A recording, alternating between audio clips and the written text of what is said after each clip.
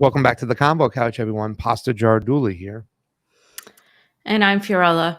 And Pasta Jardula is on the ones and twos, fam, with a new red shirt. I haven't wore this shirt yet. What do you think? How do you like it? It's very Italian. Well, I was trying to represent the Morocco colors. It was the closest thing I had. I had a darker red shirt, but I left it back in Florida. Morocco is out, fam. France beat Morocco. Croatia is out. Argentina beat them. So Lionel Messi, one of your favorite soccer players, fam, has a chance to go for World Cup supremacy. And that's going to happen. France could be a two-time winner, won the last World Cup. Try to win this next World Cup, but I'm not rooting for France. I'm rooting for Argentina. Even with Lionel Messi, who can be a little bit of a kookiness, that's okay. Yeah. I mean, Argentina for sure. I mean, I got, it's Latin America. I'm sorry. Well, listen, guys, ladies and gentlemen, boys and girls, children of all ages, everybody out there. We want to say hi and thanks to the people who are hanging out on our Rockfit Premium. Ricky Rance is there. Of course, Fred Edward is there. Guys, do us a favor, share the link. If you want to go over to Rumble, fam, I got peeps over there like Vicky Lynn. Hopefully, she'll be in the door soon. Fred Edwards is usually hanging out over there, so we love to see him. And now Lucky Burrito is doing double duty. She is on YouTube, bouncing back and forth, Rumble and YouTube. But guys, go over to Rumble if you can.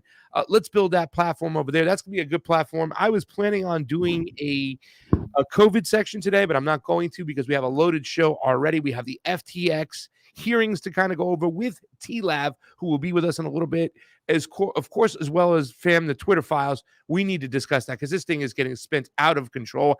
I think it's an op to pit people more against each other. I want to get your opinions there later, but fam, let's just jump right into it because you have a long night ahead of you at the RT studios in Moscow. Yeah. So let's just get to our first subject. I will bring it on up and let's get rolling, guys. Hit the like button, hit the share button. Go ahead, fam. It's all you. So I just wanted to let the audience know that I'm leaving early because I have to go cover breaking news.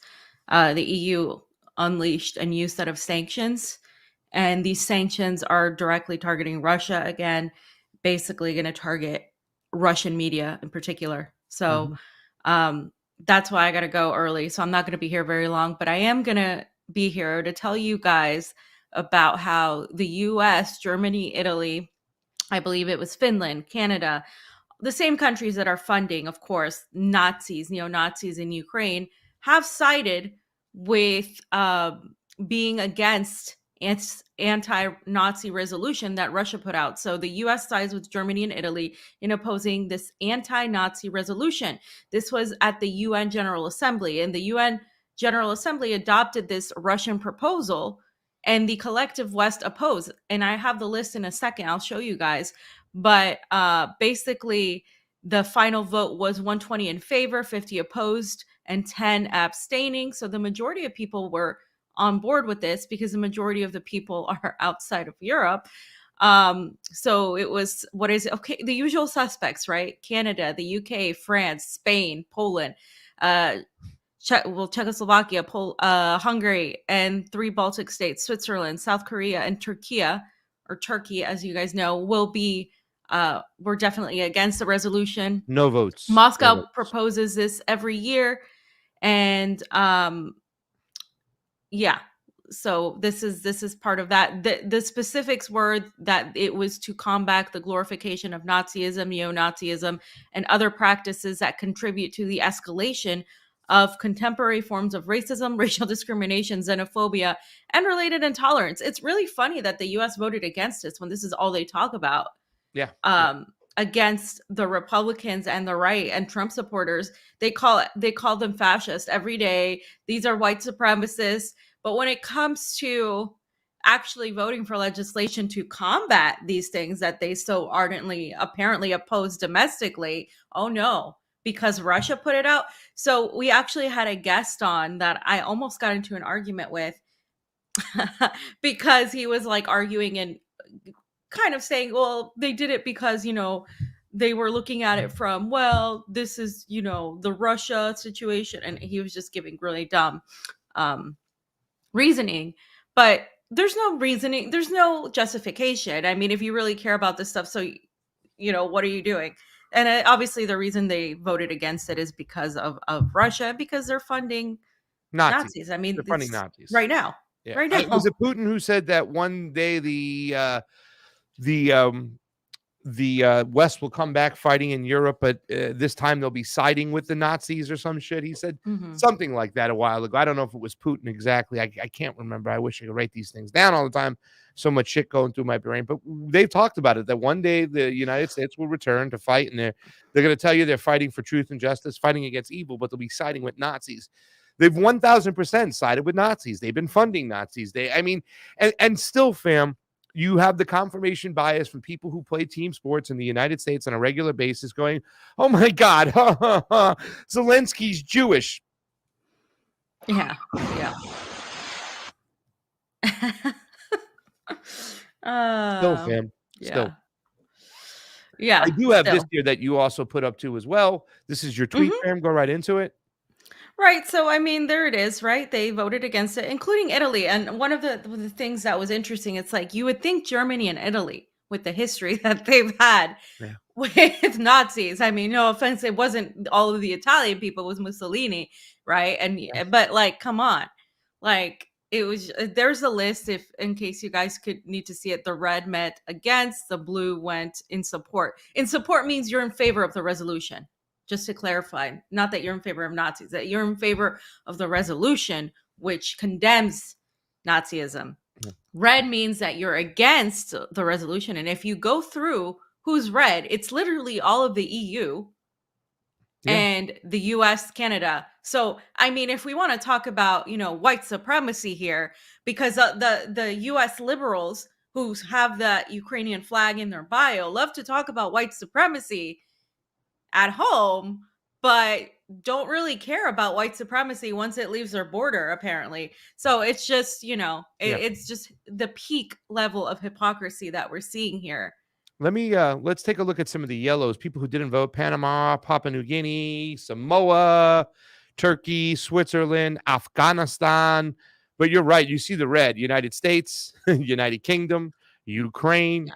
Spain. Well, do you have the Nazi problem over there, fam? Slovenia, Slovakia. Mhm. I got to get on the phone with our good friend uh, um, Valentina. Valentina and ask her what the hell is going on over there in her country. Poland, Portugal, Norway, New Zealand, Netherlands, Latvia, Lithuania. And really, to tell you the truth, this vote isn't about yes Nazis and no Nazis so much. It's about whose side are you on? Are you fighting, with the West, or are you fighting against, true fascism? You know what I'm saying? Yeah, and they're Little things. funding all the people that voted against this resolution are funding Ukraine in one form or another. Yeah, So that's I mean, they're funding Ukraine, which is, I mean, it's funding Nazis. And the thing is, you shouldn't be surprised about the United States. Like, we praise Nazis. I mean, we put them in the State Department, so that's what we do. But I mean, it's just funny, especially since I forget what's his name said that Europe is a garden that needs to protect itself from the jungle. Well, it's a garden of Nazis, apparently, because that's what they're protecting. So there you go. I just had yeah. to point that out today. So we're going to jump right into the second part. Our guest will be here in about 7-8 minutes. But so, fam, Hmm. we've been keeping a close eye. We've gone to Peru. You went for the elections. We followed up after. We were there Yeah. after Nicaragua. In between Nicaragua and Honduras was a nice lengthy couple weeks in Peru to get a sense of what's going on. We did get a sense of how a lot of people feeling inside Lima, which is definitely going to be more of a pro-Western city as compared to the outer skirts of Peru, where Pedro Castillo comes from. A lot of people said he was weak, but fam, at the end of the day, national sovereignty is still at stake over here. And with the CIA coming on in and putting their fingerprints all over, Peru now wants to detain Pedro Castillo for 18 months, fam. Why don't you give us a little insight to this? Right. So Pedro Castillo, I forgot to put it in there. He actually recently put up a tweet where With a letter? I'll go point get it. he he pointed he pointed to the US and the ambassador for cracking down on the protesters. He literally said they are the ones that had this meeting with the vice president, and I'll show it in the tweet. There was a meeting with the vice president with Lisa McKenna, or Lisa Kenna, and she uh met with the vice president. And before this all happened, even like before Castillo was ousted, 2 days before he was ousted, she met with the um, one of the ministers of Peru, and that is what happened, right? So this this whole thing, he's signaling to people the US has its hands on this. Now here it is, Catswatch News. Pedro Castillo states that the US embassy in Peru is behind the current regime's order to use the military against anti-coup protesters. He wrote this letter. Now Pedro Castillo was trying to get out on Wednesday at 1:40 p.m. out of prison. He thought that he had the right everything he needed. But according to several commentators and analysts that we've spoken to, he says they say that the Peruvian justice system is just bought, and I know that for a fact You because got of family the shit family about this. Yeah, I mean, that lives there. yeah. So we know that once they're all like right now they're all bought, like literally they have been bought. And so a Peruvian judge ordered Pedro Castillo to serve 18 months of preliminary detention. But the thing is, Pedro Castillo hasn't really technically committed a crime because under the Peruvian constitution, he does have jurisdiction if he thinks the army back him, and he had indication that the army was going to back him. Now we have been discussing that this was a trap, that he was pretty much led on to do this, and then when he tried to flee, of course he was blocked from going to the Mexican embassy. And of course, like I said, he has accused Washington of being behind the crackdown of the protests, and his supporters, and a lot of us here, we know, like what I just mentioned, we know that the United States is behind this coup. I mean, at the very least, we know this is a U.S. backed coup because the U.S. has backed Vice President Dina Boluarte. Yeah, and fam, so we know he didn't technically commit a crime because he said some shit, but the paperwork never went through. He said he was going to do this, he didn't do that. Yet they want to sentence him to 18 months. What line did he overstep in the ruling class and oligarchy's mind in which they say, hey, we're going to throw you in jail for 18 months to show you a lesson? What lesson are they trying to convey to the people out there or anybody who wants to run for Peruvian president? He was sentenced to that right after he pointed the finger at the U.S. too. So, I mean, he's been saying that this is the U.S. And of course, note that Argentina, Bolivia, Mexico, Colombia have all said that he should be given justice. They have not fully said, hey, we recognize Dina Boluarte as vice president. Venezuela definitely hasn't said that. So it's I think what you're seeing here is more fingers being pointed at the State Department, of course, the ambassador. And if you can just quickly go to the bottom of that tweet, the second part of that tweet, I just want to show what I showed, I think, a couple days ago, was that Lisa McKenna, who's worked for the CIA for 9 years, she is the ambassador to Peru, the U.S. ambassador to Peru. And she, of course, has met with the vice president.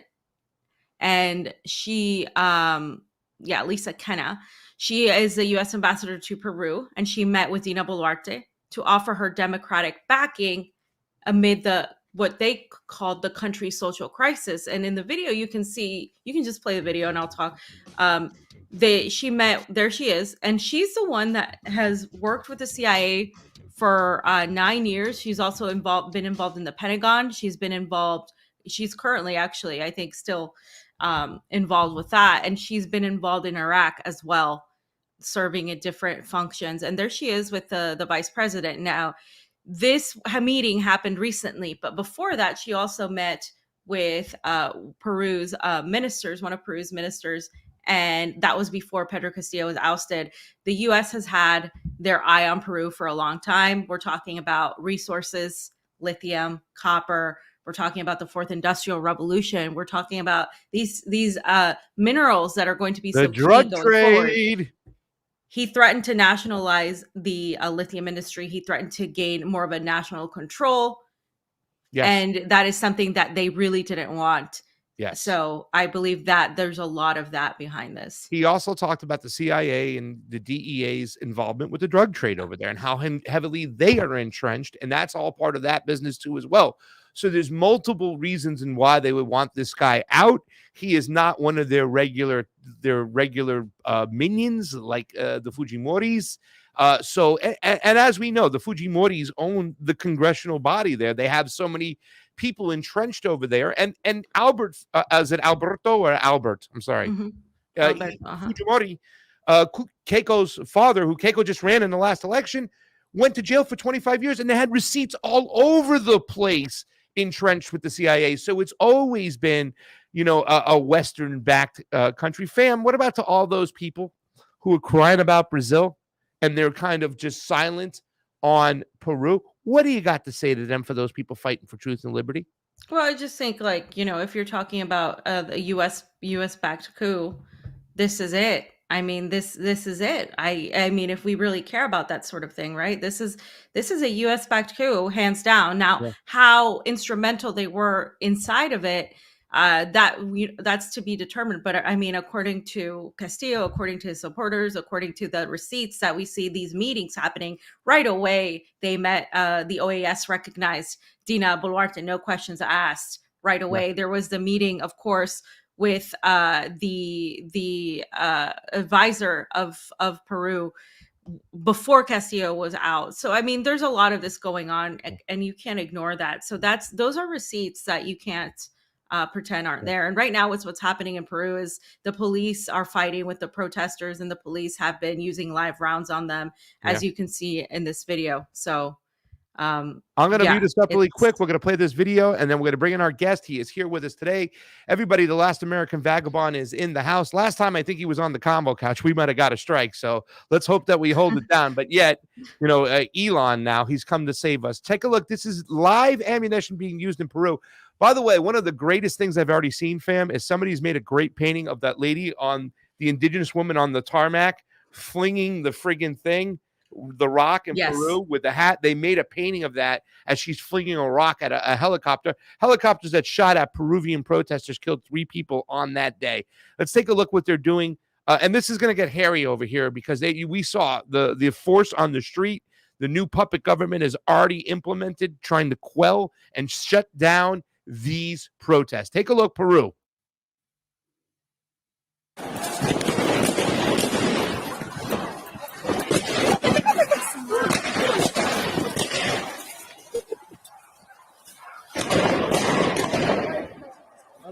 Sí, pero se le puede escapar, se le ha escapado así, pues. ¡Tranquilo, tranquilo! ¡Tranquilo! ¡No dispare, no dispare! ¡Tranquilo, mierda! Tranquilo, tranquilo. No salgan, chicos. Tranquilo, tranquilo, tranquilo. Tranquilo. Tranquilo. And before we introduce our guests, I just want to say the new government has instilled a new national state of emergency. And in order to pacify the people, she's saying they're going to hold elections a few months way earlier than she had initially anticipated. But they want her gone. They want Pedro Castillo freed. They want the Congress dissolved in a new Congress. And a lot of people were asking me, is this going to stop? Is this going to stop? Especially now that they've given Castillo an 18-month sentence, this isn't going to stop. The people are coming from every part of Peru. That's not Lima, to show them that their voices haven't been heard. This isn't Lima. The rest of Peru is really upset, and they're coming in. So so this is not gonna end. March, the combo couch is scheduled by the end of the month to go to Cuba. We might have to go to Peru too, fam. There's a lot of stuff going down. We're going to keep you guys posted. Fam is following the situation very closely. Casachuan News, Camilla's outlet, following very closely. Last night we had problems with the streaming, but Terry was able to post what the F is going on in Latin America.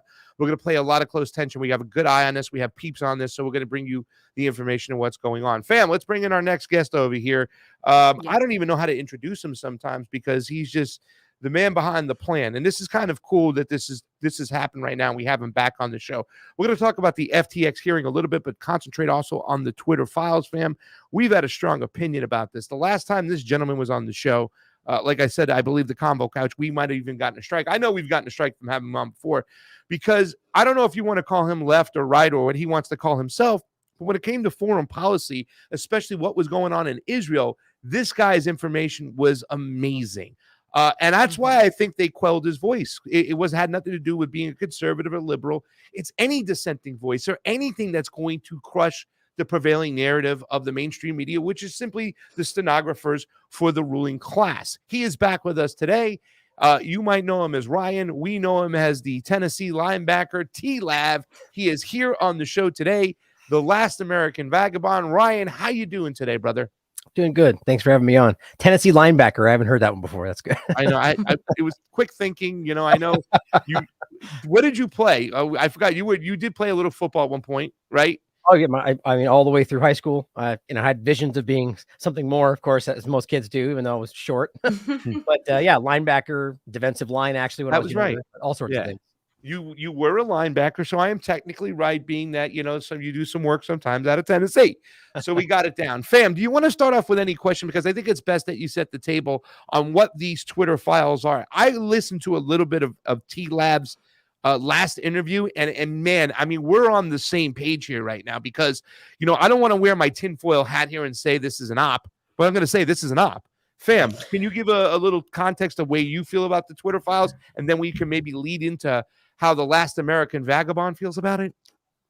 Yeah, so unfortunately, I do have to leave earlier today because I have to go to RT. But I did want to ask you, because for me, I agree with Pasta. I agree this is like some sort of operation here. I've seen nothing but hyperpartisanship and hyperpartisan politics at play. Today, of course, we saw Elon Musk suspend a bunch of liberal journalist accounts, and he claimed that it was because they were doxing him. As far as I know, on Twitter, doxing is apparently allowed. I mean, and no accounts have been taken down for that. It's happened to me. It's happened to a lot of people. And so if that was the case, that this was not allowed, it would have not been allowed a long time ago. I'm getting the same arguments from conservatives, or even from people that really hate liberals, right? Like, oh, well, you know, he was putting Elon in danger and blah, blah, blah, that I got about Trump supporters from progressives and liberals. Oh, but they're putting people in danger. They're revealing their identities. It's the same type of argument. And now it just depends on which team you're on. So to me, this seems like a very, very heavily partisan thing. We haven't heard anything about a deep COVID stuff. We haven't heard anything about the State Department attacks on the military industrial complex. These are the people that fund Elon Musk, so I don't think we're going to hear it. But people have been seemingly choosing to believe that this guy's playing a different game than he is. Your take? Yeah, I mean, there's a lot in there in different categories. The way I break it up ultimately is, you know, in the first case, your point about doxing is important. Obviously, this is kind of the ambiguous umbrella over everything, that it's like, well, it's different now because he's there. Oh, how exactly? Well, we're still fleshing that out. So it's like, okay, so we don't know at all. Like, that's how all of this falls under right now. It's like, it's from the Twitter files to anything. At some level, you're choosing, at least at this moment, and I'm holding out hope that it will be, shown to be exactly what they say. I hope that. But at this point, you're choosing to take somebody's word for something. You're choosing to take Elon's impression, or that he's got something behind that you can't see. So it all comes down to faith and trust at this point, which is usually how they want it to fall in the two-party paradigm conversation. But to your point about doxing, you know, obviously, yes, historically it's been everywhere. I think it's been slanted in a political way. But my main point is today, just look at Ukraine accounts to see that happening as of right this moment, specifically talking about the journalists on the ground in Ukraine and, you know, their locations and whether that's shared and discussed, which it has been proven to be done. They're not censoring those accounts, even just kind of overlapping that with the idea of, you know, suppressing people that are promoting violence, which was the first thing that they discussed, which who's really going to disagree with these concepts at the way they're being presented. But the question is that the full picture, right? My point is, again, Ukrainian accounts, not even just the people, but military accounts, openly promoting and celebrating the death of Russian soldiers or Russian civilians, outright quoting, and I've used this in my last show, saying Russians make the best fertilizer, as an individual pointing at civilian deaths. That's still there right now. I don't know what else that would be other than promoting violence. So obviously we're in the same game where it's a subjectively applied lens. Now, whether it's happening in a different way, it's still the same problem, right? So that's the doxing part of it. And then, well, the other part about it too is that, you know, again, about the trust. Was that what happened with Elon? You know, at the end of the day, we know that right now you can look at the Elon Jet account on Mastodon, which they've also now censored Mastodon in that way because they don't want that to be seen, I would argue. But the question is that actually doxing? Because as I understand it and what I can see, it's mostly publicly available information just collected into one location. And it's still being applied on at other levels and other people. But it comes down to his address and his family. That's the part that nobody can seem to flesh out because the account's been censored. Did it happen? Was the information actually pointing at his current location with his family? And is that because it was a publicly posted flight track? You know, this matters in the context of the conversation, but it's just been wiped out, especially those that are free speech absolutists, which is what he pretended to be. No matter how you spin this, that doesn't apply, right? So that's a very obvious point. But then to the Twitter files in general, which comes back to the main point of it all, it's important for us to see that this has not been fleshed out. And I don't know why this is such an incredibly unpopular opinion today. I am hoping that this does pan out. Now, to be clear, the data that's being, or rather the screenshots with text that's alluding to a larger body of work that's being posted, I mean, most of it, if in my personal opinion, I would agree. I think that's mostly the truth. What's coming out, it seems to be exactly what I would have thought is happening.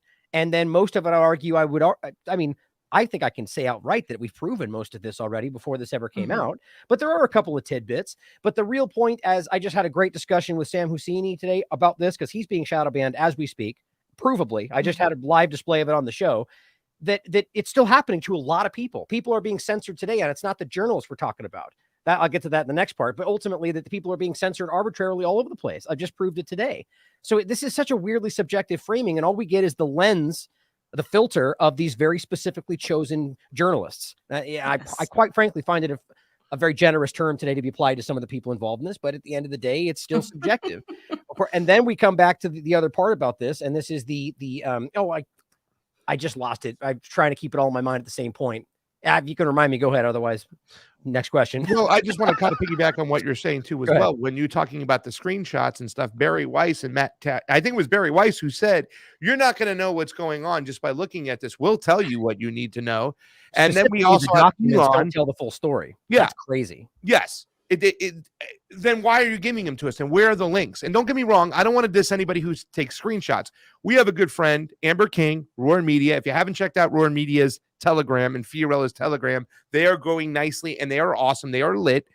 But she's the queen of screenshots. And she says, listen, on my end, I'm going to hold the links and get it. But they changed this shit. The CDC has changed that initial link. These things go away. So yes, screenshots can be used, but you should have the source material. They own all this stuff. He has this stuff. Show us everything. Open up the hood. Right. Show us the engine. If you're going to sit out there and you're going to make a tweet and say no lefties were hurt in the whole demonetization, which he did say that. This is BS. I'm calling BS. Then show us. Show us everything. And more importantly, TLAV, shouldn't they show us how algorithm works? How are they not only just suppressing people's voices, but lifting some up to make sure that their narrative is held through and through? Go ahead, buddy. No, sorry. I just remembered what I was going to go to next. But the point was, to what you're saying, I think this is obvious. It's not a debate. That's not transparent. Now, you can choose to trust what he's saying in the hopes that flushes out. Now, this is the frustrating part that people who want to attack this argument aren't hearing, and willfully, I would argue, that I'm not saying ignore this stuff. I've been pointing at it. We're talking about it. The point is, you can't then say, because that screenshot shows something that looks like it's probably true, you could argue that people would have spoken up that worked there before if it wasn't true. But these are all assumptions, and they're probably right, though. The point is that you still can't then go, this then proves, you already lost your game right there. It doesn't prove anything because it hasn't been shown, and the source material. But then you can compare this to a WikiLeaks conversation. And this is where people, I think this is the easiest way to reach some people is you just go, look, compare this to the way WikiLeaks released their information. And a child could see the differences. That's where the point is. The differences are the full body of source material, the links to the actual documents with the timestamps, not just one screenshot of one part of the conversation, even if it does come to that. But the point is the screenshots are valuable. They're still information, but it just can't be then moved over to this is like a WikiLeaks release and this proves X, Y, and Z. It just doesn't. And so it frustrates me that people are so willing to become the very hypocrite they're pointing out on the other side like 30 seconds ago.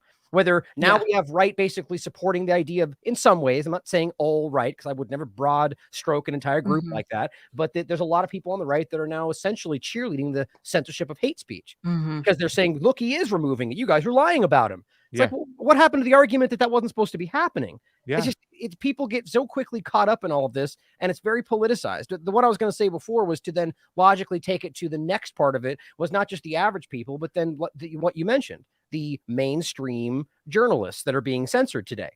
Now, it's very interesting to see how this is playing out because, I mean, okay, just to get it out of the way, I mean, it's entertaining, and I enjoy watching people who were moments ago ignoring the problem suddenly act like it's an unprecedented step in the wrong direction. We should all laugh at them and be like, you're either a liar or a very bad journalist. You're talking about shit libs. We're talking about Aaron Rapar or whatever his name is, who was so like, you know what I'm saying? We're talking about all these people who cheered on the censorship. Go ahead. Yeah. Well, I mean, like, for instance, there's a clip, I think it's Darcy or whatever, that guy that Alex Jones called a rat. I forget the guy's full name. Oliver Darcy, I think. He was on CNN basically talking about how this is a super dangerous step and this is unprecedented. And what are we going to do if they can just remove your voice? And I'm thinking, you're going like, my God, like, he knows this is happening. He just doesn't care that it happens to you or me because he doesn't see you as the same thing. It's this snobby, high-minded perspective of what they think they do, even though we can go back through history and show how often they've flat out gotten it wrong, lied, connected to the wrong. I mean, it's everywhere. So I would argue they know that they're being dishonest about this, but they don't care because they see themselves as a different class. But now to the point, sorry, if you cut in, if you want me to stop going, I just think. Well, before Fee gets out, I want to make sure that she does get an opinion on what you're talking about right here, T, because this is really, really. Fam, how much more time do you have? Like 5 minutes. I just wanted to say, in terms of the journalists being censored, it's even the mainstream media journalists that right now that he's going after just to show, because he's mad or whatever. It's just like, I'm getting censored so much. I mean, people tell me I search for your name and I have 90 something thousand followers. So they search for my name, they find a 300 follower parody account before they find me. That the people like my tweets, they have to re-like them several times. The combo couch is accessible to get Twitter Blue. I'm not allowed to get it. So it's just like, and he tells you in this whole Twitter Blue bullshit, he tells you that if you don't get Twitter Blue, you're basically going to be shadow banned. But accounts like Russia state affiliated media, Iranian state affiliated media, any media like that, they completely, I've tested it. I post a video, any video, it doesn't, you don't see it. It is insane. And none of that is being addressed. He has been asked multiple times by multiple people who have had this label slapped on them. Hey, are you going to do something about this? Zero. The only time he addressed Julian Assange was to say he needed to educate himself on the subject, which, come on, we know he knows about Julian Assange. And so people are saying, well, at least no, I'm sorry. Like, you're choosing to put your faith in this guy who has been funded and connected to the State Department, to the national security state apparatus. And people are choosing to believe this. And it's this very, very much US American type of need to think like somebody's going to save us from the evil, bad, whatever villain that it is today. And like 30 seconds later, of course, we have really bad short-term memory. We change our minds, and it's really bad. And I just don't see any sort of like nuanced discussion. What we're saying here on this show has gotten so many people mad at me for just saying, hey, I don't think this is the big gigantic revelation that they've been telling us it is. I don't think it's a nothing burger in the same way liberals think it's a nothing burger, because I want to protect this liberal class. It's not because of that. It's because I think there's definitely a team sports mentality at play here. Absolutely. Yep. Let me show something too as well, fam, before you get out of here, because we also have Elon, the Neuralink guy, and we have Elon Musk, the coup, who we want to coup guy. But there is something that is there while we're bagging on liberals and shit for them to all of a sudden go, oh my God, this is the worst thing yet as well. I want to point out that conservatives themselves, sometimes there's a lot of them, especially a lot of them in Congress as well, that they don't really care about censorship. We're just not censoring the right guy. And you can see this is Michael Schellenberger, who did the Twitter Files 4, which concentrated on the red meat, meaning the red base, the way Barry Weiss released the 4 people that they released that were getting censored and shadow banned and all that. You had 2 China hawks, you had your 1 COVID guy, and then you had your transgender account. So you got checked off all the bases that piss off conservatives. Well, here it is right now. Twitter was supposed to be the digital public square. Instead, it censored accurate information and banned an elected head of state, Trump, even though Twitter's own employees said he hadn't broken the rules. Why is that? And what should be done about it? And then all of a sudden they have a picture of Holomaini over here saying, well, why aren't they banning these accounts? Why are they leaving these accounts up there? And that's what's been going on. He even mentions it. And I've said this before. When I've listened to those hearings, what I've seen is that they're saying, why aren't you banning Iranian accounts? Why aren't you banning China accounts? They don't care about censorship. They just want the right people to be censored.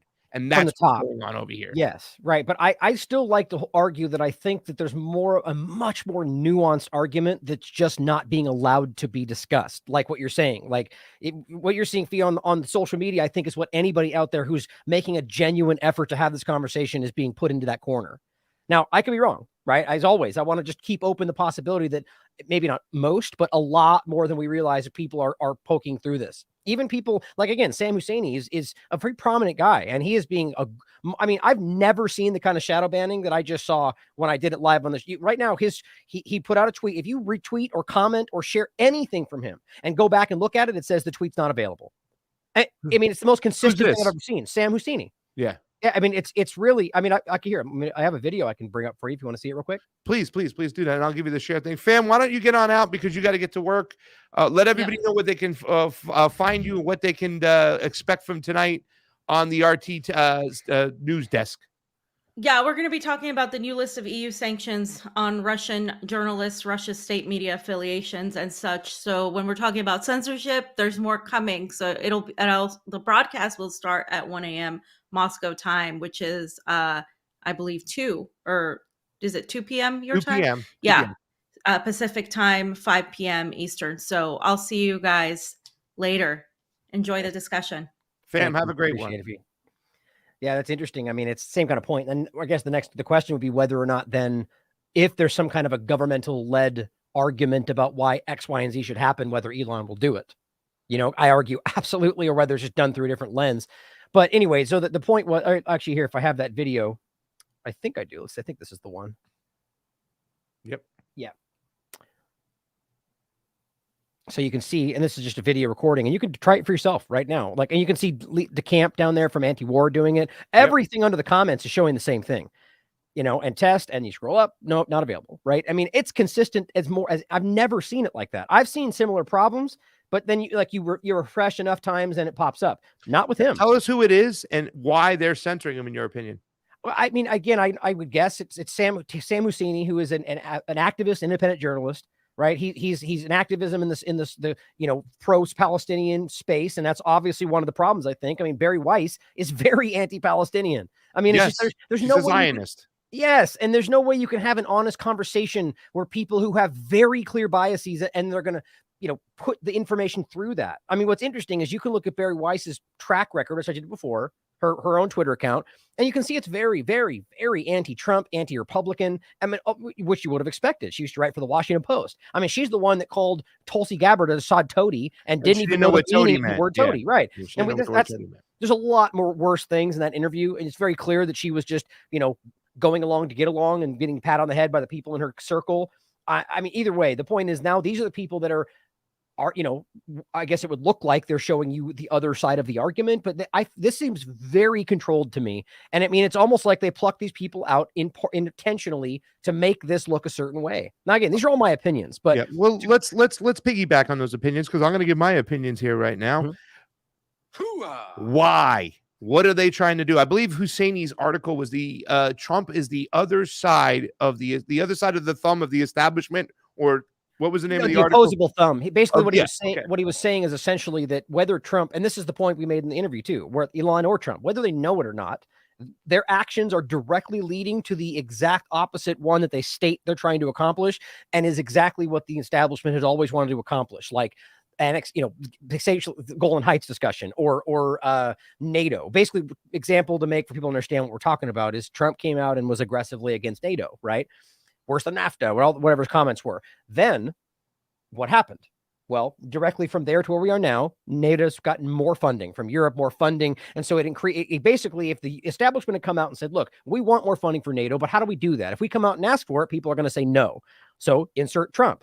What does it do? Yeah. Exactly what they want to accomplish. And you can look at this in a lot of different ways, including moving the embassy to Jerusalem, right? These things never really could have happened, he argues in his article, unless you had somebody outside of the situation arguing it from a different angle. And here's where we are. Yeah. I would argue that, when you say they knew or not, and whether they did or not, is that I would argue that you can come out with rhetoric against something, but yet on policy kind of not let it slide by, because TLAV, nobody really looks at a lot of policy. People don't look at what's being signed. You know what I'm saying? You played this video of Donald Trump going and saying, well, Klaus Schwab is doing a good job, blah, blah, blah. It's like, okay. And then supposedly everybody plays on the other side. Oh, globalism won't win. Nationalism will win. It's like, well, where's he at on this? He's just saying that Klaus Schwab is doing a fantastic job, and yada, yada, yada. So I would argue that they can come out. And listen, I appreciate sometimes when the rhetoric is there, because Donald Trump would say, there is a military-industrial complex. The military-industrial complex, and let me tell you something, the troops, they love Trump, but the generals, they hate us because they want endless war. Well, the military budget got bigger under you, pal. You dropped way more bombs than Afghanistan. So where's your rhetoric versus your policy? I mean, you want to put your policy up against it? Because it ain't coming to fruition when you sign over like all this money to the military-industrial complex. I mean, your point is, the idea is obviously actions versus words, clearly, right? I mean, anybody in politics knows that they will say whatever they need to say to get elected. That's not even a secret, right? But then the question is, does their policy even remotely align to that? Now, that's the example we're making here, whether he knows it or not, whether he intended it or not, because you can argue, and it's a fair possible argument, that somebody got in the position with all these grand ideas, which historically has got to have happened at least one time, right? Where they thought they were going to change the world, and then very stark reality of how the political games works. And you realize, well, I can't do this without pulling 14 other levers. So my point is that that's possible. I don't think that's what happened though. But either way, we're at a point now where you can see that these people do not actually do what they say on the surface. And that's like every president you can look as far as you want to look back. So take that clear example you laid out there. There's a big difference though between coming out and saying globalism bad, nationalism good, whatever that ultimately means. That's just a bunch of words. Could mean it, could not. However, on the other side of it, you've got somebody who was invited and showed up and attended a World Economic Forum meeting. Now, maybe he didn't know what was going on there. I find that really hard to believe. Like, don't you love the benefit of the doubt we throw at these people? Like to Fee's point from before, where it's like, well, maybe Elon's going to do it. Maybe it'll work out. Did they do that on the other side? Did they do that for Jack? No. The point is, it's not objective or equal in any way you look at it. Yeah. But if you're at that meeting and you come out and give a public statement at a time when it's relevant to say he's doing a great job and we're working together, the point is you have a lot more on that side versus him just later saying something different. Then you compare that with his policy. And I don't even know why we're confused about this. Right. Everything he did was a fast track to where we are right now, which is clearly a fast track for the Great Reset. Now, again, I will argue he maybe didn't know he was doing that. Operation Warp Speed. And if he made the mistake, come out and correct it. Still hasn't corrected it right now. And a lot of people say if he doesn't come out and correct it, and it looks like that DeSantis is trying to seize the moment and outflank him. Quick question. Well, I know.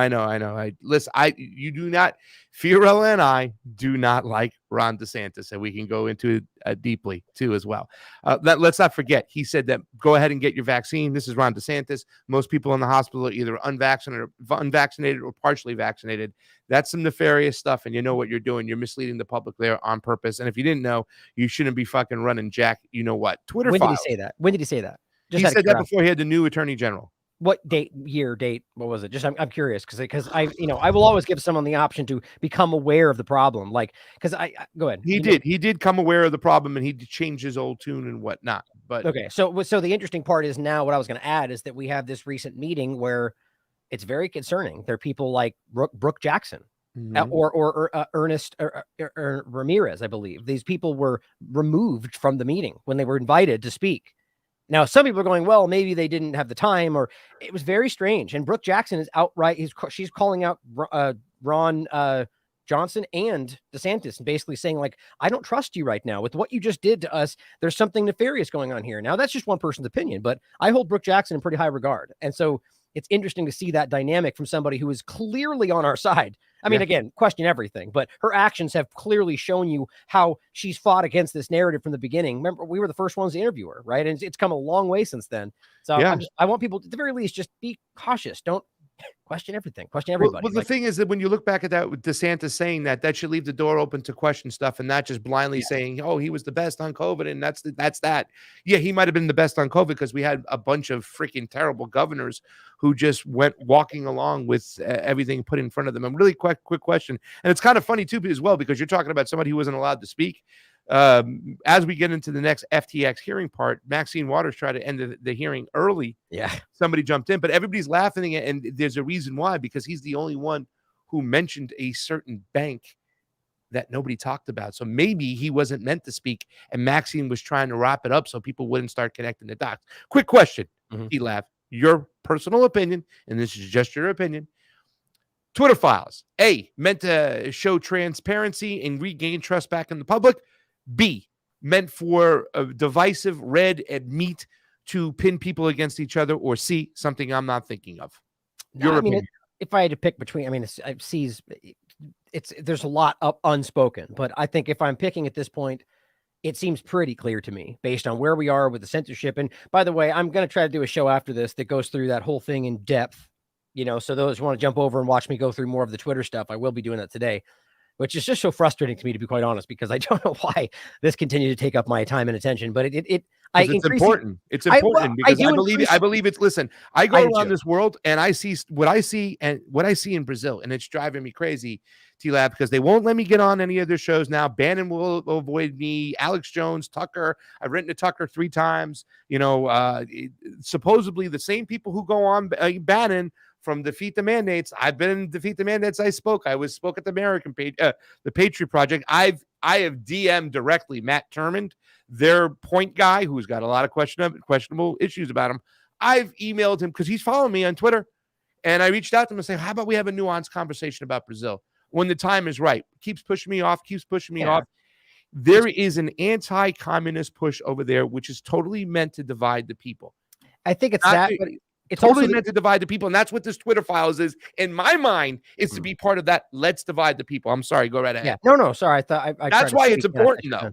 I know. I agree completely. I would just simply. I mean, I don't think it's just about the communism angle. I think it's because you're objective, and you're nonpartisan, or at least to your best efforts. We all are to our best efforts, right? I think that's a very rare category today, and I think that's the most concerning to the people out there trying to control the conversation, because they can't put you in a box. They can't just go, oh, well, he's extreme right or extreme left. The problem is that it's that lazy today. And so people like us that are just going like, I'm going to hold out for the data. They're like, whoa, okay, well, what do we can't allow people to think there's a third option, until we create that option, which is where I think this is going next. But to answer your question, which you asked was about, I agree, I think is about division. I really do. And I think this comes down to, and the reason I mentioned before is because there's a lot to flesh out here, and I don't want to just rant for 3 hours like I tended to, but that it comes down to a very clear reality that they're not meeting what they said they were going to do. Now, again, I will always add that maybe tomorrow it will, but that's the crux of the problem right there, is that people have already acted like Elon saved free speech. And it's people that, again, I mean, there's people that I have respect for that are out there right now saying that. And I'm going like, damn it, man. Like, I know, that's not fleshed out. And I know you're saying that because it's popular, and it makes you kind of lose faith in some people. That doesn't mean they're always lying or being dishonest, but at the very least, they're willing to pull a punch because it's advantageous. And just that I tally those things. I'm never going to put that out publicly, but I recognize from my own due diligence where that happens, and it just makes me sad. But to your question was about that, I think it's division. Sam Husseini sees the same thing, that this is, as he called, as I framed it, the great digital divider, because Trump was termed the great divider, right? But to go back to the journalist, I don't want to get away from that, because I think this is really important today, unless you had another question. Well, no, I was just going to say that if they were to release all the data out there, that we would see a different story. And that story would be that it's not left or right that's getting demonetized, shadow banned, or suppressed or taken down. It's dissenting voices. It's certain people who talk about certain things. And that's the whole thing, is that if they showed that, they would realize the team sports element is not as entrenched and as deep as as it should be. In other words, a lot of people are just falling into the team sports mentality. Had we showed them something that, hey man, this isn't about team sports, this is about dissenting voices, then people would get a different perspective about what's going on, and they might not say, hey asshole liberal, or hey asshole conservative, and they might say, hey liberal, maybe you do have a point. A concern, you know what I'm saying? It would be it would just give the public a different outlook on what is exactly going on. And it's the look that the ruling class doesn't want you to see, that team sports are meant to be divisive. And that's why they inflame the whole red meat argument that they're doing right now, where Elon literally comes out and says no left voices were censored. Okay, just show us everything. Just give us, if you released everything and let data analysis look at it, I bet it would tell a whole different story. And that's why I think the things are being released the way they are, and it's meant to be divisive. Go right ahead, T. Yeah, no, I agree. I think let's do a thought experiment here. What hypothetically they release all the information, which I posit will never ever happen. And if it does, if they put something out, they claim it's all the information, I would always have the sneaking suspicion that it was deliberately not, and we would never know, right? I mean, that's just questioning everything. But I think that's a constant reality we're already beginning to see. Like, again, back to Barry Weiss saying that. I mean, think about a journalist, in all honesty, saying that the documents can't show you the full story. So all they're really saying is our interpretation of them is what the story is. So just don't even worry about the source material. That's pathetically crazy. I can't even believe that we're at a point where these people are pretending to be journalists, but acting anyway. It comes down to I was going to do that. What was your question again? I trail off my mind. It's okay. We were talking about the divisiveness, and was it meant to go out there to be divisive? Was it meant to be transparent, or is there another option? Oh, no. We're talking about. Sorry, the thought experiment. I'm glad I didn't forget. Okay, so the point being that let's say all the information came out. No, it's okay. I trail so much, and I'm used to being on my own little show, and I just trail off. But let's say it comes out and they do release all the information, and it's, let's just say one of two, I mean, either one, that it's 90% Republicans that were censored or all Republicans. Does that really even change anything? Like, truly, right? Because what does it change? Right now, we still see that it's happening. I don't care if it's personally from a point of censorship and an actual free speech absolutist. Yes, it's important to understand that there was a lean or even just an all-encompassing point, because what it shows you is that there was a group that was in control that, at least in their perception, thought that was what needed to happen. Either way, what's happening now is the reverse. Right? Yeah. We just watched it happen. So at the end of the day, it doesn't really matter. I think that's just kind of a false, we get into this argument about whether or not what they're showing us. I mean, what Elon has continued to do is revealing that this is the same game. And it's exactly what we predicted, that it would be the inverse of the reality, that the Republicans and people that are on that side of it would flip over and start doing the same things and start saying, I mean, I'm watching Republicans now make the argument, well, it's a private company and therefore they can do what they want. Well, that's true. That's true. But it's doxing is the thing, right? That too. Well, so let's get into that about the whole, the plane thing, because this is the interesting part. So those that don't know so far, right, the idea is that there was an account called Elon Jets, I think was the name of it.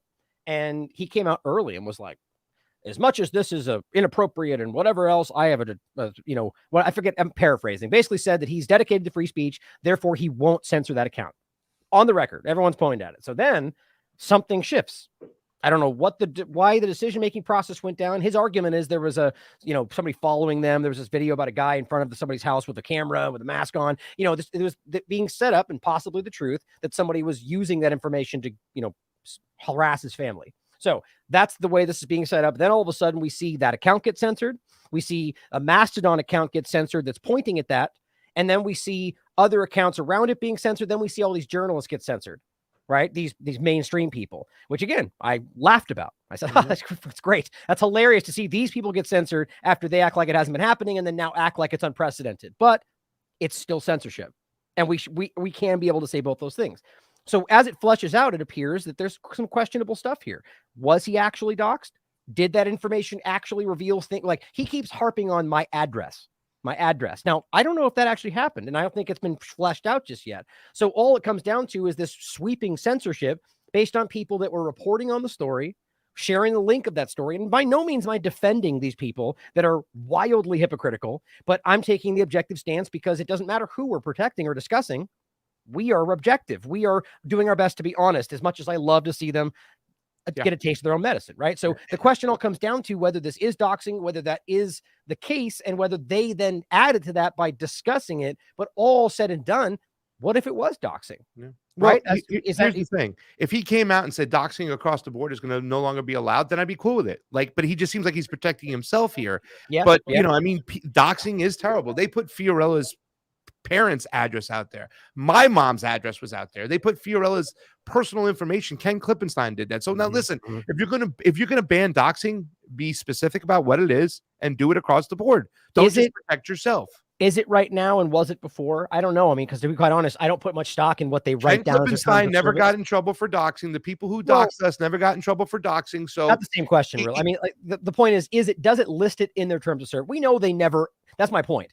I haven't seen anything about doxing, the word doxing in their terms of service and stuff. You know what I'm saying? But I'll make a point to find out. Yeah, no, I mean, I haven't, and you probably know about the terms of service better than I do. So. No, that's my point. I don't, and that's the idea is that I don't put much because they're such full of shit too, as well. Like you just said, like, you know, the terms of service. You know what's really crazy right now? Steve's not here with us today, and you know, our good friend Steve.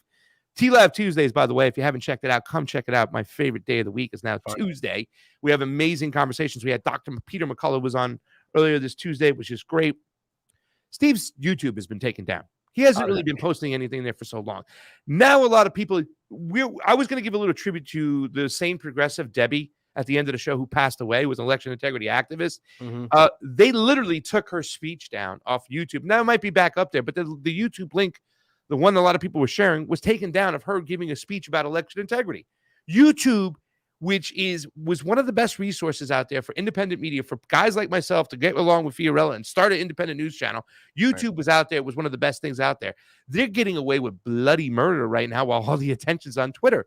And they always resort to those terms of service, which are very vague, and you never can pinpoint which one of those terms of service is the reason why you were taken down. What do you hate speech now on YouTube, I believe? Oh, that's what they shifted my narrative into. Yeah. Yep. Well, no, it wasn't YouTube. We're talking about Twitter. YouTube, I think, is still under medical misinformation because you're medical. Okay. I'm still on election shit over there too, as well.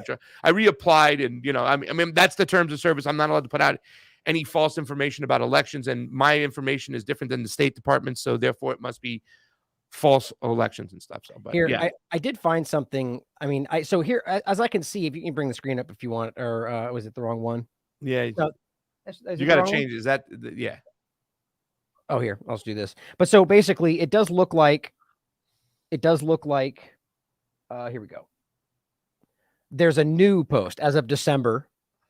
So first of all, this is one that looks like it's been there. There's no doxing anything that's in this page, which is what they link to. That's telling. But here's the new one as of December 2022, which lists it here. Sharing someone's private information online without their permission, sometimes called doxing, is a breach of their privacy. So when this was posted matters, obviously, and whether it was there before. I find it hard to believe they didn't have something about doxing in there before. I don't know, though. I'll find out before I go live today. But I think the point is, they obviously weren't doing anything about it. You are a perfect example. You can show many examples in the Ukraine accounts that I made clear. But then now Elon's in control. Now he chooses to make a point about it, to remove something that he doesn't like. That then, by the way, a lot of these people, these journalists, were going around and simply pointing out that it happened, and then also having their account censored. And I've seen that. It is happening. He just argues that it's connected to the doxing, like because they're promoting the same tweets or something. It's very abstract, and it all comes down to whether you just trust what Elon is doing has the right intentions. But it comes down to whether or not, I guess not even it comes down to, they're not equally applying it today either. So it's subjective censorship, no matter how you spin it. Like, I'll show those Ukrainian tweets again today. It's everywhere. I mean, there's ones right now where they're openly, Eva Bartlett's done the best research on this. I forget the name of the list, the list they have where it shows people's personal information. They post that on Twitter all the damn time. That's exactly what that is. They don't care about that. Let's what do you say we get into a little bit of FTX stuff? Because even though you didn't watch a lot of the trials, or maybe you've got up in a little of them and stuff like that, we can pretty much break it down. I'm pretty sure you know what it was. It was Kabuki theater, right? Like, well, this is the opportunity. A lot of people, like our good friend, I wish she was here with us today, Amber King, Roar Media. She's been great on this stuff. Please go check out her Telegram. A lot of people think this was planned, that this is on schedule, or we speeded up the schedule, right?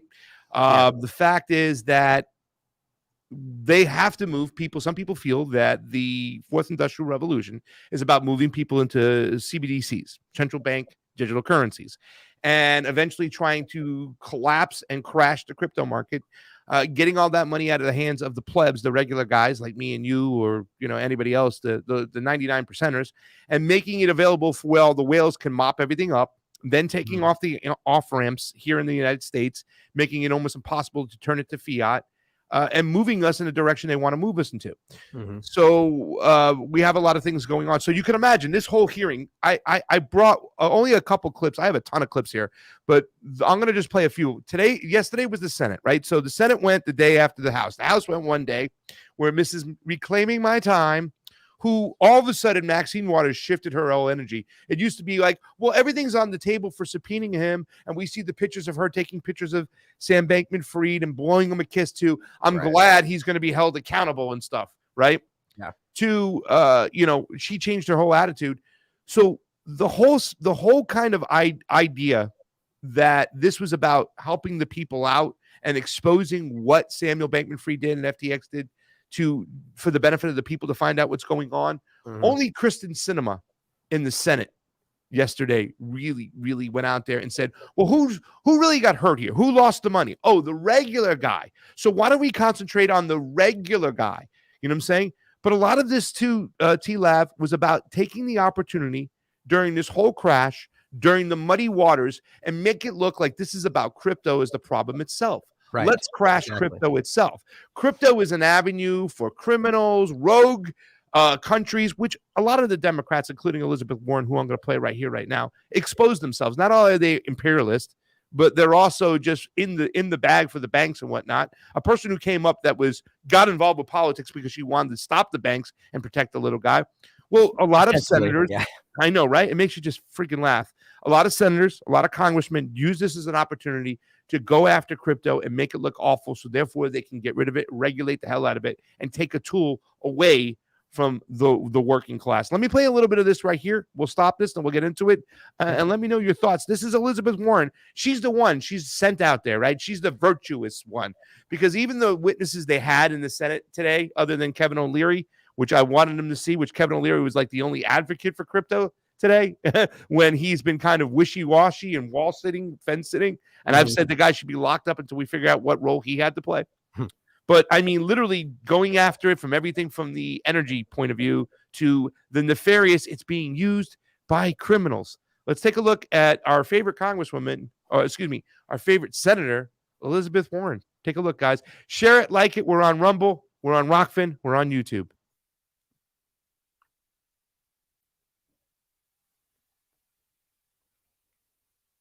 Bankman-Fried and Norman. So Sam Bankman-Fried and other crypto billionaires argue crypto is special, but a basic principle of our financial system is same kind of transactions, same kind of risk, means same rules apply. Right now, if a bank takes money from terrorists and the bank and the banker then have broken the law. And that's why banks spend so much time and so much energy identifying who their customers are and reporting suspicious activity to authorities. My God. A lot of crypto firms are not doing these kinds of checks. So crypto. We had laughing from the bleachers, so I gotta get you in, baby. I gotta get you in because come on, man. I thought we were off I thought the video was listen, playing. I'll go play more, but you were laughing, and I laughed out loud when I heard that shit.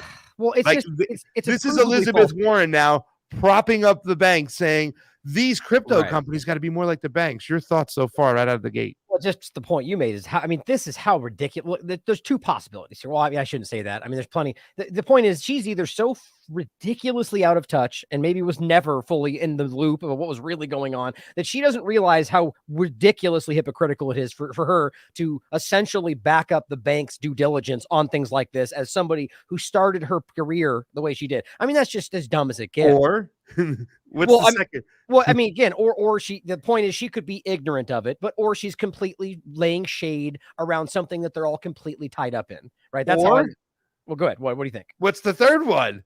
Well, I mean, I could be part of the whole cabal and just working for these people, these bankers right now. Oh, well, that's kind of Oh, I see what you mean. So either wrapped up in the FTX thing or literally working for the bankers. I mean, but who knows? There's any number of. Listen, you never know what these people, when you look at Whitney's work, right? And going back to Roy Cohen, right? Roy Cohen.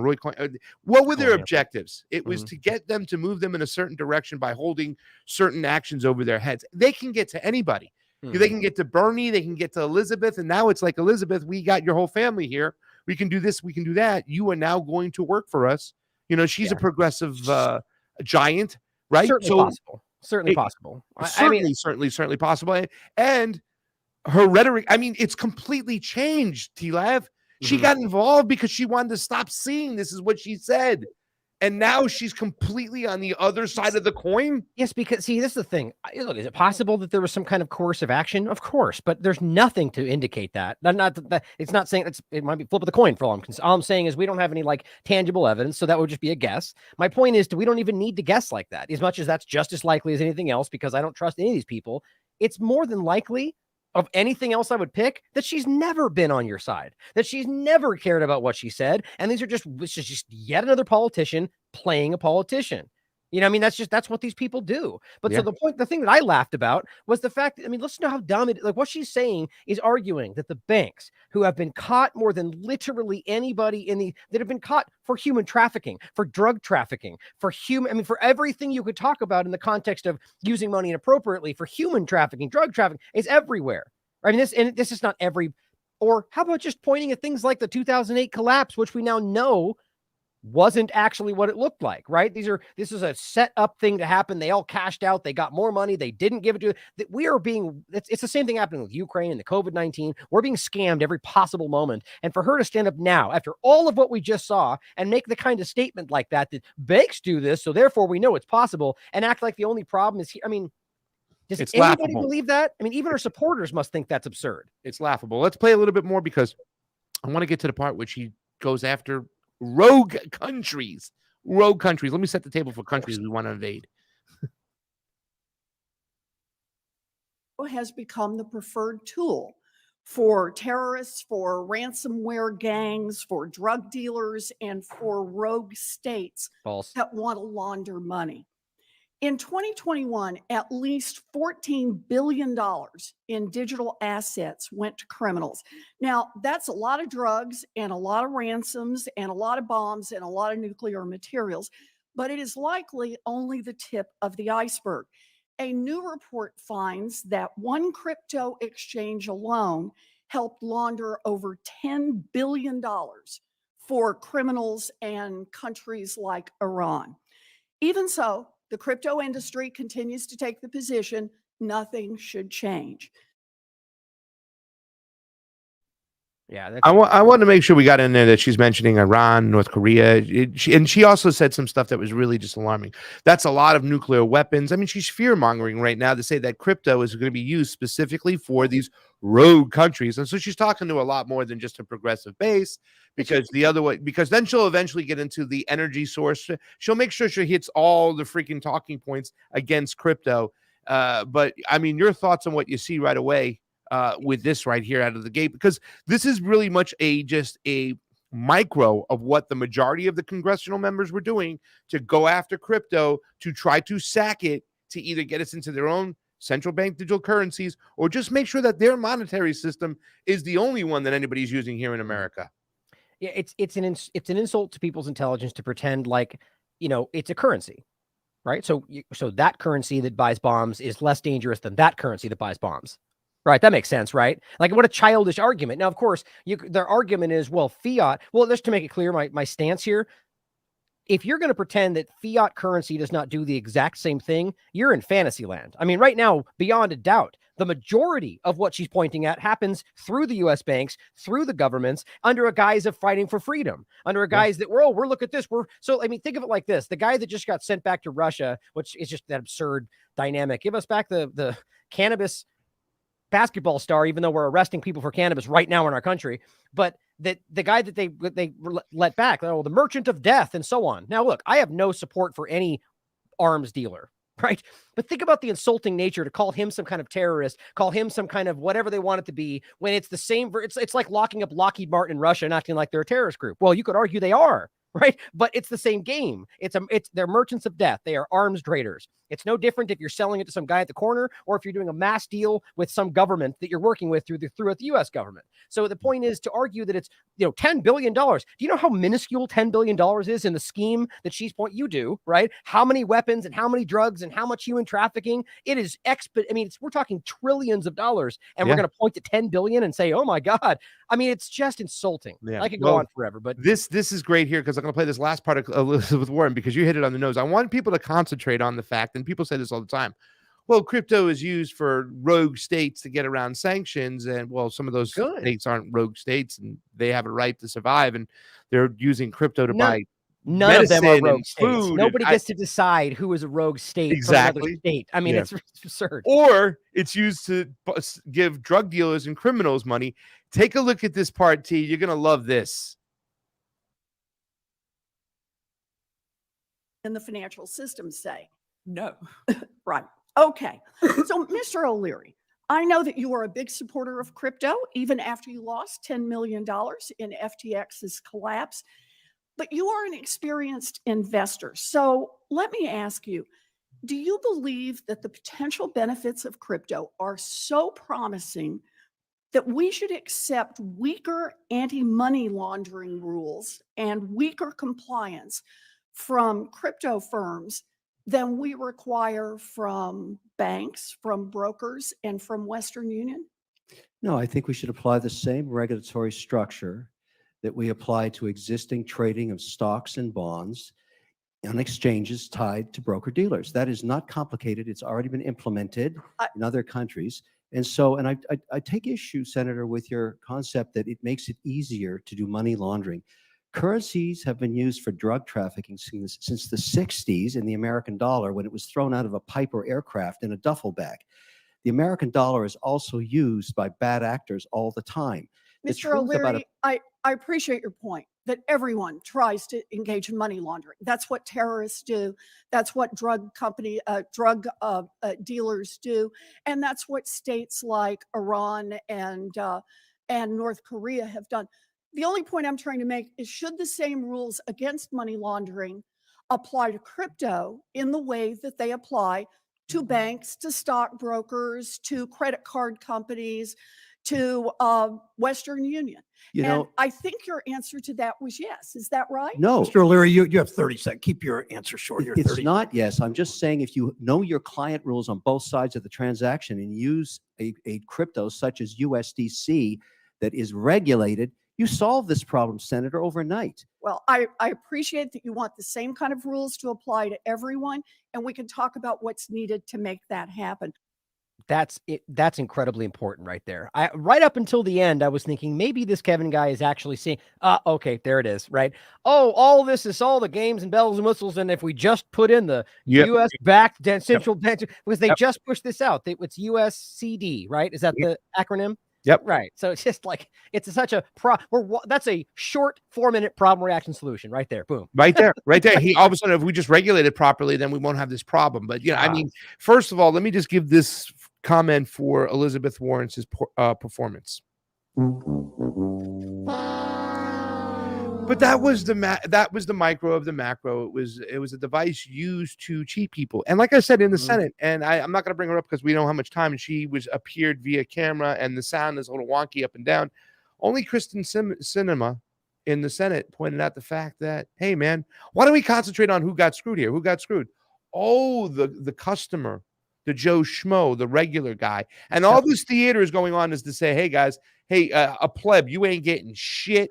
You're going to be screwed over just like you were screwed over before, just like it was with Wall Street bets when we didn't do anything about it over there. Now, I want to point out really quickly, and I want your opinion on this too as well, TLAV, because when it came to Enron, John Ray came on in, right? John Ray, if you guys don't know who John Ray is let's say a cleanup CEO. He's done about a dozen companies. He did Enron, and he appeared in Congress for that too as well when he went on in there. And Enron was a sophisticated situation, TLAV, where they were finding a way to leave stuff off balance sheets, and they had to go kind of find out what was going on. It was hidden in broad daylight. But what happened with FTX is so deep, dark, nefarious. And a lot of the problems are the SEC, along with other congressional members, found a way with a guy who had liquidity problems, didn't have all the standards you would need to open an exchange, how all of a sudden this guy was well connected to the Clinton machine, who was well connected to the Democratic Party, who was well connected to establishment Republicans, who was well part of the machine. Their son, all these, you know what I'm saying, Sam Bankman-Fried, somehow got the green light to start SBF as an exchange. And at the end of the day, there was nothing sophisticated about this. This wasn't like he took your FTX. I'm sorry. No, Sam Bankman-Fried, right. SBF from FTX. I know the blah, blah, blah, but All the acronyms. all the acronyms and stuff. But the whole thing about it is that he just straight up cowboyed your money. It wasn't like you entered into his deal where he's going to take your money and he's going to risk it. And there's a good risk versus reward. He just took your money and then turned off your account, right? So, well, essentially, you're like, here, you have to buy in for the currency of exchange on this platform. yes. So then you're buying paper fake money, Yeah. and you're using it. So you feel like you're engaging, but then when you Yes. try to cash it out, it just wasn't there. It wasn't there when they blew the whistle and Coindesk released they were using QuickBooks for crying out fucking loud, and that's just a whole kind of sign of that this thing was an embezzlement from the get-go, right? Yeah. You don't keep any books. You don't give yourself a trail to get yourself caught. Go ahead, buddy. I just would point out that, everything you said there is very important and valid, but we should be clear that doesn't necessarily prove that it was some kind of or like the connection to the Clintons and so on. Like it's possible that it was just one entity that allowed this to happen and everybody else then just kind of milked it for what they could. It's be careful not to create the conspiracy that we don't see, even though we should consider that it might be there. You see what I'm saying? I know you agree. You have Amber on your show because Amber is going to tell you more about where it goes deep and what these people are practicing, what they're all involved in as far as their like philanthropy and their connection. Oh, I know. And I know, and I know you know this. What's her name? Whitney's done some amazing work on this stuff too. So I hear you, but I'm just saying remain objective. That's as always. Like we just because it's important because people like this are waiting for a moment to be able to use anything to dismiss. So my point would be, it's very clear that these people are using their own perceived altruism to gaslight this. Like, for instance, one of the arguments, so in the transfer of the money. So like basically the investment into these political campaigns, that's not even up for question right now. They're not even debate. That's just, because we're not going to argue that we were doing something wrong because that's not even possible. That's kind of the air around the conversation. But if you're not going to look into the trail of the money and how it circles right back into the same hands, then you're not really engaging with this. So what?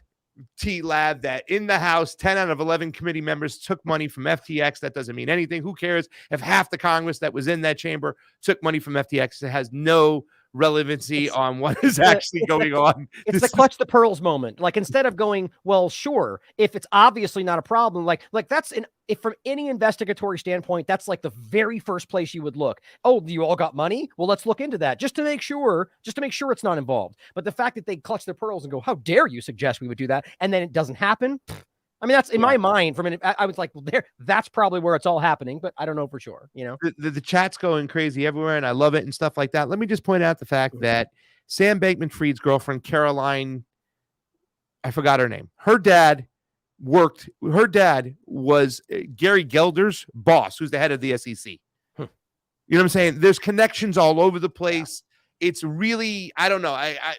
It is what it is. But let me just point out and play this video real quick, and we'll just jump right into it. TLAV. Here, John Ray says, this is good old-fashioned embezzlement. There's nothing sophisticated about that. Check this out. You'll love this. Guys, do us a favor. Hit the like button. You muted. There you go. Enron was is a really a different company. The crimes that were committed there were highly orchestrated financial machinations by highly sophisticated people to keep transactions off balance sheets. This is really old-fashioned embezzlement. This is just taking money from customers and using it for your own purpose. I see the role Not he's serving here. Not sophisticated at all. Sophisticated perhaps in the way they were able to sort of hide it from people, frankly, right in front of their eyes. But this isn't sophisticated whatsoever. This is just plain old embezzlement. Old school. Old school. There you go. Yeah, I see. I'm not going to jump to conclusions about this guy's role because you don't know. But the point is, if you want my guess, it looks like this guy is like you're pointing out, like kind of the mop-up guy to come in and maintain the establishment's order while allowing it to appear as if something's actually happening. Like with Enron, for example, like when any of these large situations, you can always go back and find out that the people that tend to be the most guilty rarely are the ones that are held accountable. Usually somebody gets thrown under the bus, right? And that's how these tend to go. So in this example, it's the same point. What's he not doing? He's only looking at one part of the circle, right? And saying, well, all they did was just lie and take their money. Pretty old fashioned, except that's not all that happened, is it? Right? There's more, the money went places and it circled around and there's lots of organization here. And there's more going on that makes it much more complex. Now, maybe the original theft was pretty simple, but obviously there's so much more involved in this. Everybody seems to be aware of that, but this is where it's going to get couched, I argue. And that may be what his role is. Well, maybe, and there's more to it. And like I've said from the get-go, that we don't know everything yet. Only the tip of the iceberg is shown. When it comes to FTX, there's going to be money out there. In other words, there's going to be the privileged ones, the ones who are going to get the signal. You know, remember the old baseball signals when they hit the thing like this, and they don't know what you're trying to say, and they're trying to send the message to the guy. Mm-hmm. Well, they hit those signals. Go get your money and get out when you can. Well, not everybody got their money out, but wait. There was more privileged people out there. Listen, I bag on AOC on a regular basis. When she does something good, I got to highlight that. And let me just say this much about John Ray. TLAV, in any situation, even though they're going to move you some weight, in one direction, right? They want you to get to a certain direction. That's what the ruling class wants. And then there comes information that's just so far out there that they have to release it. But I do believe that there's only so much they can keep under the sheets, right? Mm-hmm. Silent and whatnot. And maybe they still want people to be on one side of the crypto argument and fight back and forth. But there's some truths that are going to get out there, and there's some information, and that's going to be hidden. The thing about it is whether there is more information to move you in a certain direction. I think that statement right over there is going to make people understand that this wasn't about cryptocurrency. This was just about thieves. This is just about embezzlement. This is just about people's hands in cookie jars. So hiding the crypto aspect of it. Yeah. Okay, I get you. Yeah, I mean, I would agree with that, definitely. I mean, I think it's impossible to miss the cryptocurrency CBDC overlap and how that is being applied, you know? So, but again, I think this is as usual, there's multiple things tied up in one thing we're looking at, right? So yes, obviously, I think one of the examples is there, in my opinion, was undeniable money laundering going on. There was obvious, like, here's what's funny is he's talking about embezzlement, but where do they think the money went? Like, where they just go spend it on a bunch of cars? Prove that. Obviously, money was being embezzled and it was being laundered and used. So you can't just stop and say, well, they took it. Game over, right? So there's clearly a bigger cycle that nobody's paying attention to. But just looking at the crypto aspect, just obviously, as Warren was pointing at, and they're all clumsily trying to patch together, it's because crypto is bad. Didn't you know? And the point comes down to how you can watch. I haven't watched the entire thing. I've watched certain parts people shared with me and so on. But at the end of the day, many people have tried to conflate just this whole thing with Bitcoin. I mean, and it's so willful ignorant. I mean, the point is you have a lot of people out there that are trying to talk about this as if they know, or as if, I mean, clearly exposing that they have no clue the nuances of cryptocurrency, that Bitcoin is cryptocurrency, but not all cryptocurrency is Bitcoin, that cryptocurrency uses blockchain technology in some cases, but not others. And but they go Bitcoin. And I think that's the clumsy intention, is to make all these, as you pointed out, to make it all end up being cryptocurrency bad, scare away as many as you can, allow them to scoop up the market, and then deal with the people that linger in there however else they can. But I think they have successfully done that, I think. Yeah. Well, let's take a look at this, because this is AOC. And, when AOC does something good, Ryan, I got to point it out. And we're going to circle back to wagon. Somebody said that Elon Musk jumped into a space, one of those talking spaces. Did you see this?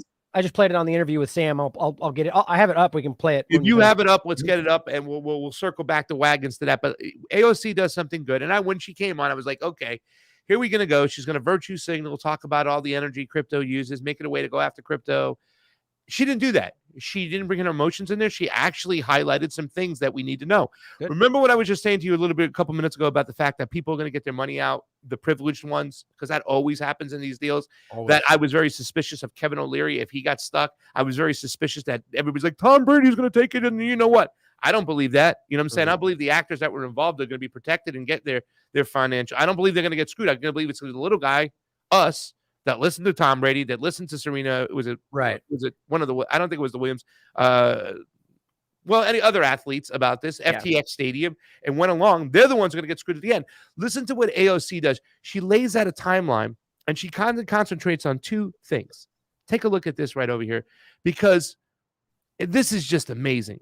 She talks about, and everybody concentrate about what Sam Bankman-Fried did with the Bahamian Attorney General before he gave the business over to John Ray to end up to finish through with the bankruptcy. This is just amazing stuff. And I got to tip my hat off to AOC. But then right after this, she went over and started virtue signaling about the whole railroad strike thing, which they freaking failed on. But anyways, let's take a look at this. You're going to love this here. This is just some great stuff. I want to put together a little bit of a timeline of this collapse between November 12th and yesterday. On November 2nd, we have CoinDesk leaking these balance sheets. On the 8th, Binance signs a non-binding letter to acquire FTX, and Bankman-Fried freezes or pauses withdrawals from FTX. I would like to submit to the record your declaration to the U.S. Bankruptcy Court, or FTX's declaration to the U.S. Bankruptcy Court that was filed yesterday. Now, on November 9th, the day after those assets were frozen, Binance announced it would not go through with the purchase. And according to this filing, the same day, Bankman-Fried emailed the Bahamian Attorney General with an offer. That offer stated that he would offer to unfreeze withdrawals just for Bahamian customers on FTX, quote, so they can tomorrow fully withdraw all their assets. Correct. Is that correct? Yes. Now, on November 10th, FTX DM, the next day, was placed into a foreign provisional liquidation in the Bahamas, correct? Correct. The next morning. Now, after that, Bankman-Fried then made good on his offer, on his previous day's offer in that email to the Bahamian AG, opening withdrawals just in the Bahamas for a period of 25.5 hours. Is that correct? Correct.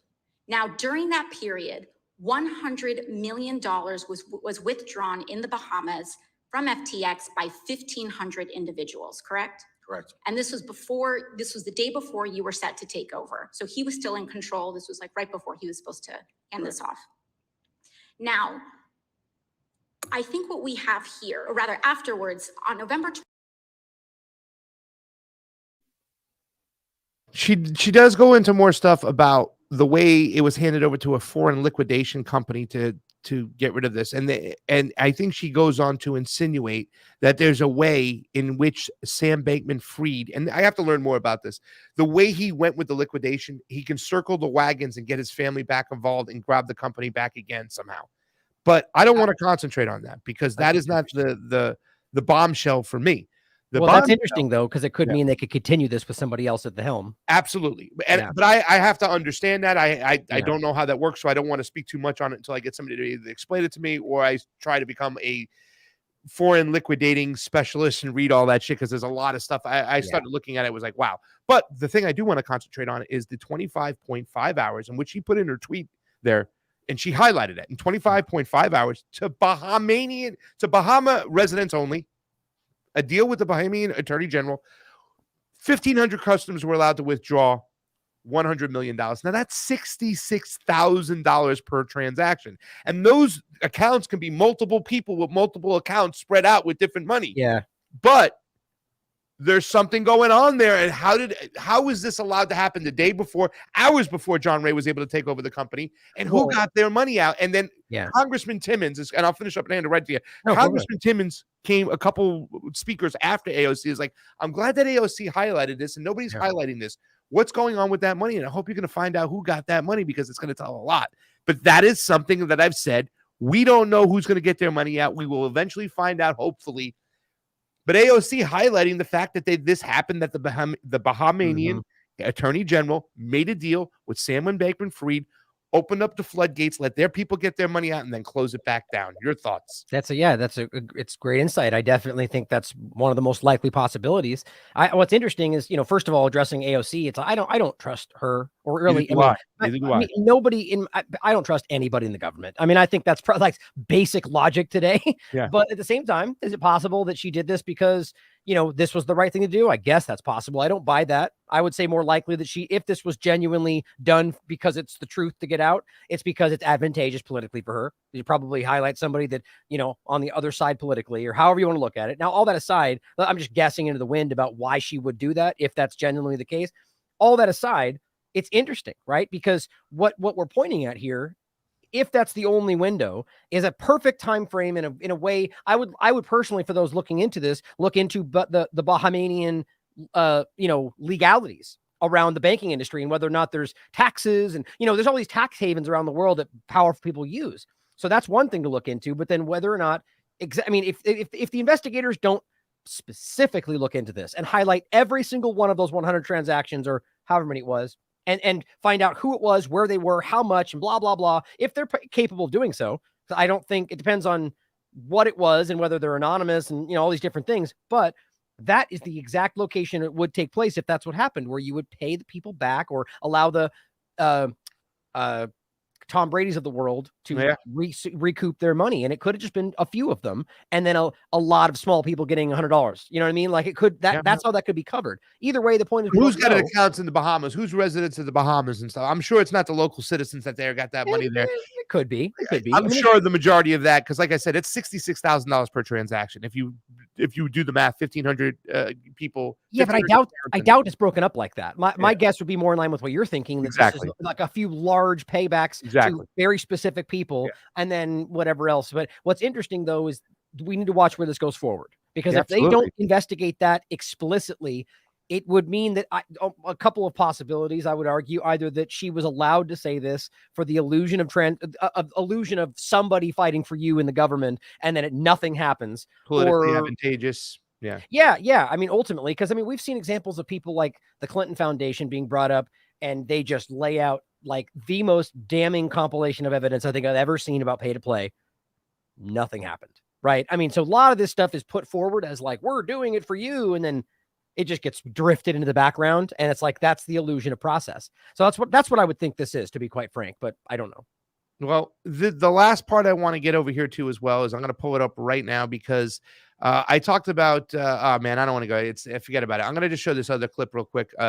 I was getting ready to pull up Congressman Timmons, who also said they questioned the fact that Sam Bankman-Fried, does he have friends in the DHS? Because 4 days earlier, they could have got him and brought him there. They could have brought him to the freaking hearing if they wanted to. Seriously. But they waited, and 6 hours before his the hearing, he gets taken into custody. And the question is, does Sam Bankman-Fried, and this is something that Congressman Timmons said, and I don't want to go back to the whole video because nobody clipped it up, because he kind of piggybacked on what AOC said. He goes, I hope, John Ray, that you investigate this more, what you're talking about, investigate this further, and we find out who got this money, and we can find out what can be properly done, because there's a lot of small people out there who aren't getting a dime back. Kristen Sinema was the only one in the Senate to point out that it was the little guy who really took it on the chin.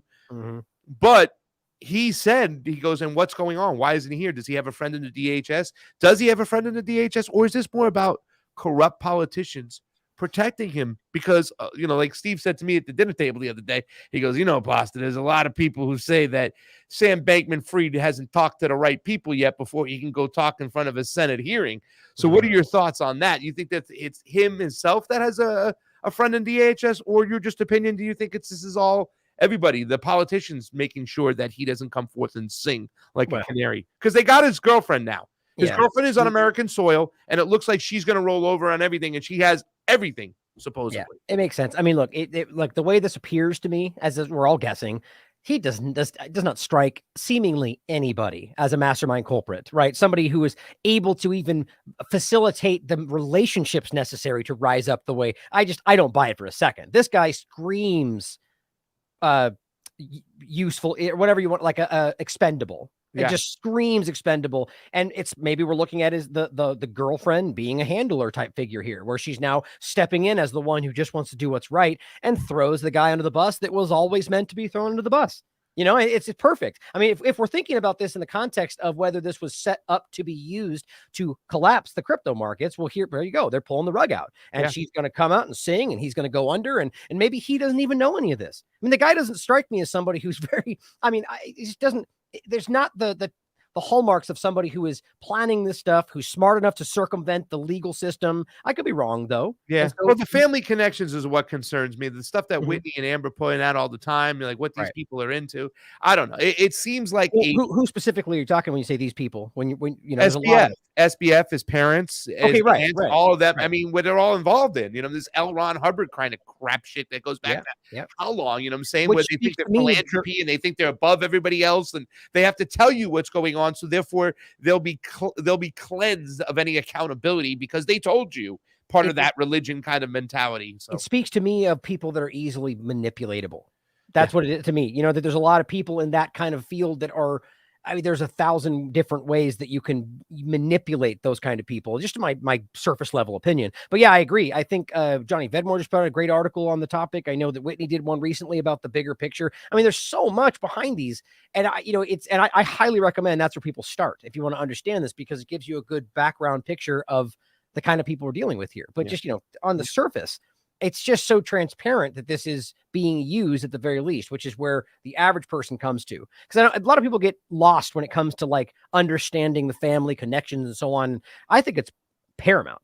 But if you really just want to understand the basics, you can just look at, the clips you're playing right here and understand that there's nothing honest about the way they're even engaging with this. From the top down. This is from Zero Hedge. Global banks support Biden's move to defund the dollar. Last thing I got on this subject, because I just want to remind everybody that on November 15th, 2022, which is was it a month ago? Jesus, Christmas. Several of the world's biggest banks agreed to a shocking new plan, one that could lead to a complete overthrow of the U.S. dollar as we know it. Sponsored by the New York Federal Reserve. Participants in this plan include banking giants like Wells Fargo, Citigroup, HSBC, and MasterCard, just to name a few. The pilot program, dubbed Project Cedar, would convert regular U.S. dollars to a brand new type of dollar. Hold on. That's the central bank digital currency, which could have massive implications over all American citizens. But Project Cedar is just second step in a complete overhaul of the U.S. banking system. The first step was announced on March 9th, 2022, when President Biden signed Executive Order 14067. The executive order gave legal provisions for this new U.S. dollar and could give the U.S. government unprecedented control over your money and freedom. In fact, it could even pave the way for things like legal government surveillance of all U.S. citizens, total control of your bank accounts and purchases, and the ability to silence dissenting voices for good. I've been warning about this for months, said Jim Rickards, and that's all. I'll leave it right there. We know all this stuff. TLAV, we've been talking about this for quite some time. Did they mention digital currency in there? What's that? Did they mention digital currency in the article? Let me see. I didn't see it anywhere. That's why I'm surprised. It seems like they're very clearly alluding to the idea that that's what it is. They're alluding to it, but they're not. They didn't say it in this small article. Interesting. That's interesting. Yeah. I mean, sorry, I didn't mean to cut you off. Go ahead. No.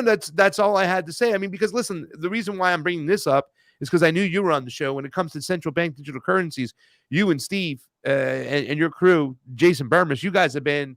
Whitney Webb, you guys have been ahead of this before anybody else. You know what I'm saying? And so, well, at least that I know, you guys educated me on this, but your thoughts on everything that's taking place, and could this whole FTX thing lead into what we're talking about? Absolutely. Central bank digital currencies. Absolutely. I would give a shout to people like James Corbett personally, with awesome. that I take my work from, and research from in general. Like I should rather say my work builds off of his research. He's outstanding. But ultimately, I think that it's inevitable to see where this is going. I mean, I don't even think it's up for debate. They're blatantly saying this is where it's going. That article is an interesting step.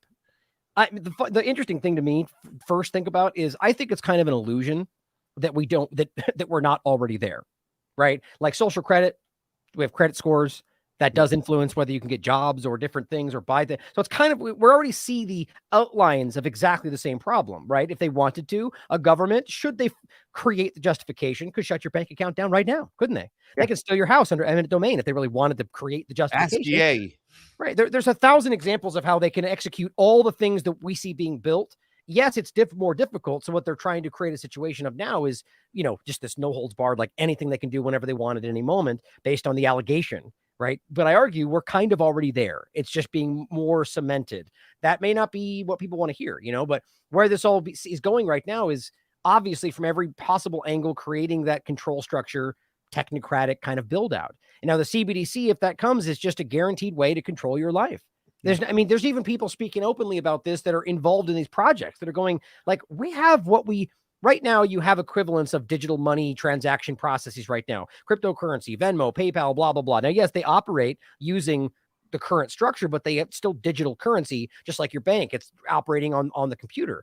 So all this really adds, even from their perspective, is more control over that, which is your money, your transactions, your ability to buy things. And so all that's going to do is usher in this new reality. And what's insulting to me is that we've been talking about and pointing at the other countries trying to go away from the dollar or shifting things and banking systems. And all they do is just poo-poo on it and shout it down and say it's more terrorist activity. Yep. And then the moment that they want to do with, now it's all the virtues are everywhere.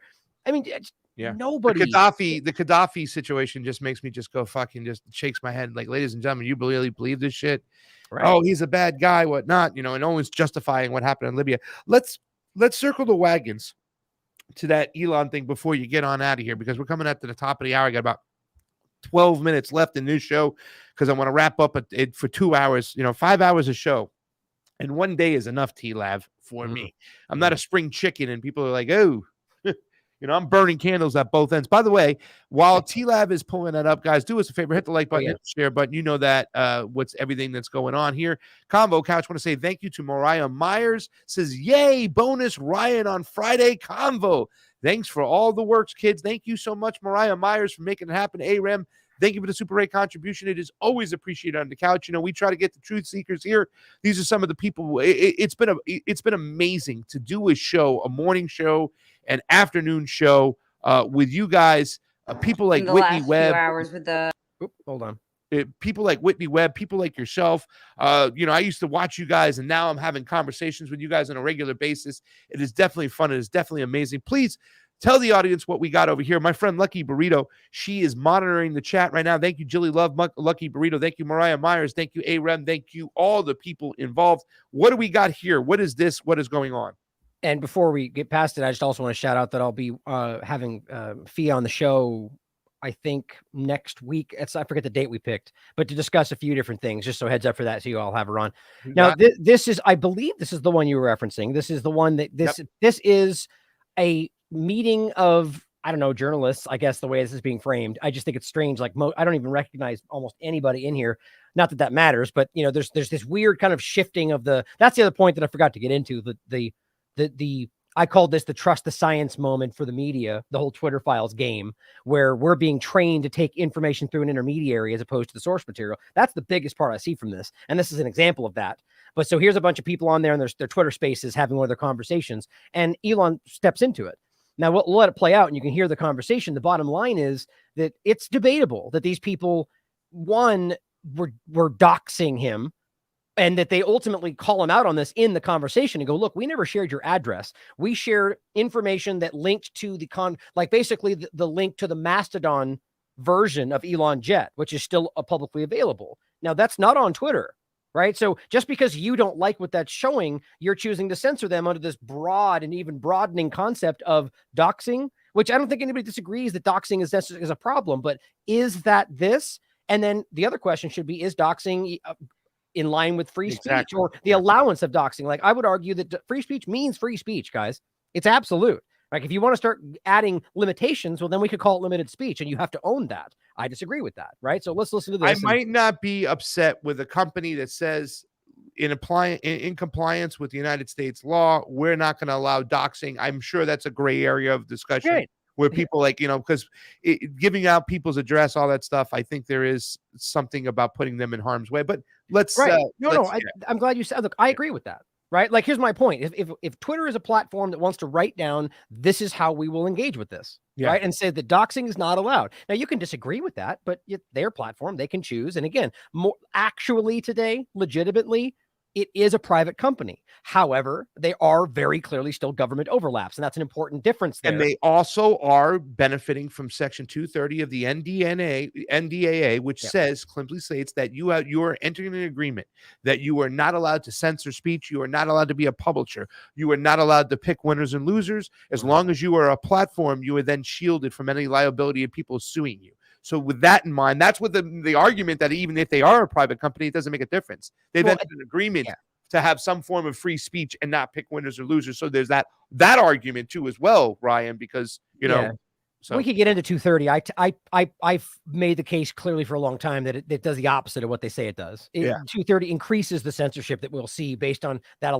There's a whole conversation, but ultimately it comes down to, I think right now we're watching this very clearly with this back and forth and the journalists and so on, that it's the opposite of what they say they're doing. And that's the simple reality, right? The doxing point's important because I can agree that a platform has the right to set its own standards as long as they maintain that. Now you can disagree with that. That's my point about it being actually private, because it wasn't before. Right. But still, same point still applies.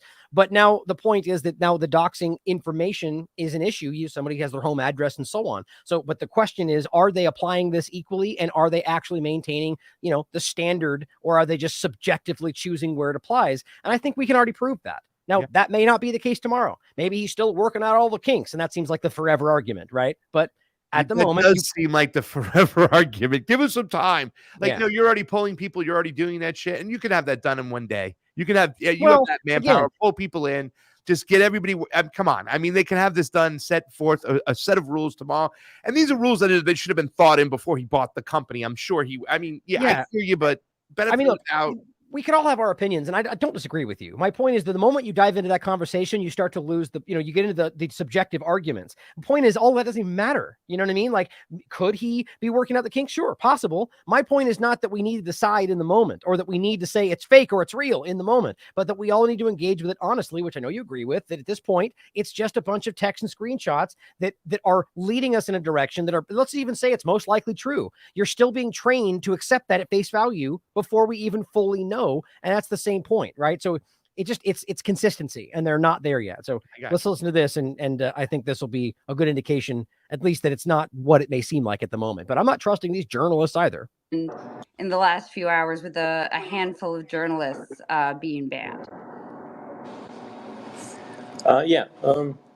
Well, as I'm sure everyone who's been doxed would agree, showing real-time information about somebody's location is inappropriate, and I think everyone on this call would not like that to be done to them.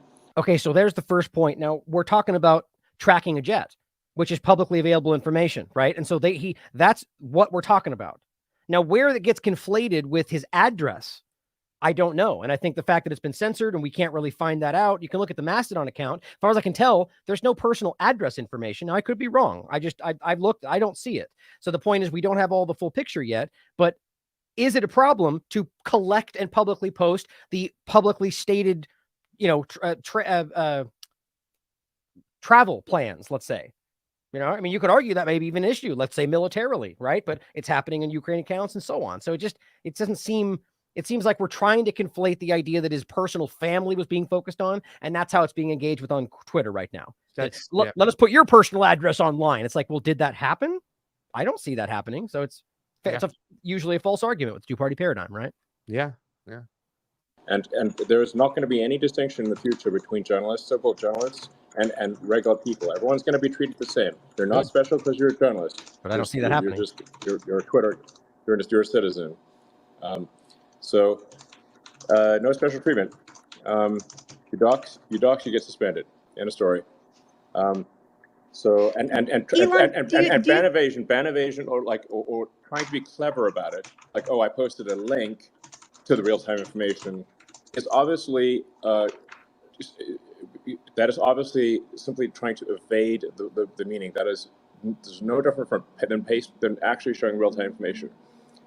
So when you're saying posting a link to it, I mean, some of the people like Drew and Ryan Mack from the New York Times who were banned were they were reporting on it in the course of sort of pretty normal journalistic endeavors.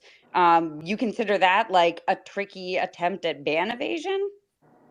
You show the link to the real-time information, ban evasion, obviously.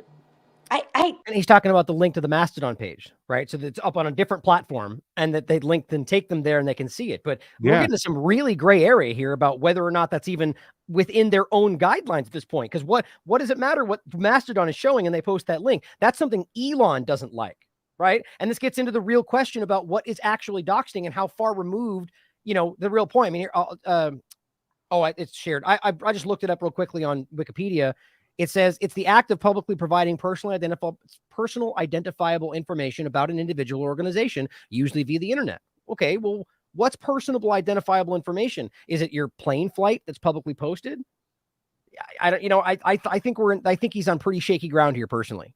And if doxing is going to be banned, I mean, exactly across the board, is he going to be like, that's the question. Is he going to be consistent across the board? Or is he just going to protect himself? Well, I think what this really exposes is that this is not some process where there's people involved. This is just Elon's subjective personal actions. I think that's what we're beginning to see. And I'm guessing, but if it was being equally applied, well, you're right. You would see all sorts of other things being removed, but they're not. I can show you right now on the Ukrainian accounts where they're still talking and posting links to that article or what's it called? The Muscovites or whatever that link is called that shares the locations and the information tracking of journalists, of children, that's still there. Yeah. You're right. I mean, you're right. It's not consistent. So yeah. I mean, it's hard to argue with your theory. The fact is this is and that's what I put down below. Is doxing going to be banned on Twitter, or is Elon just protecting himself? Is he going to be consistent across the board? It seems to me that he is just protecting himself. So yeah, I mean, again, to make it clear, if he wanted to make it, broad and just argue that fine, this is now off limits, and he wants to state that and be consistent with it, I may disagree, but okay, it's your private platform. But that's the point: is that's not really what's happening. It's not consistent. Like you said, and it's, the link thing, is he really? What is he doing? This is a gray area. Now we can talk about these things. So yeah. Here, let's finish it. Drew, I don't think you were posting the real-time information, right? Right.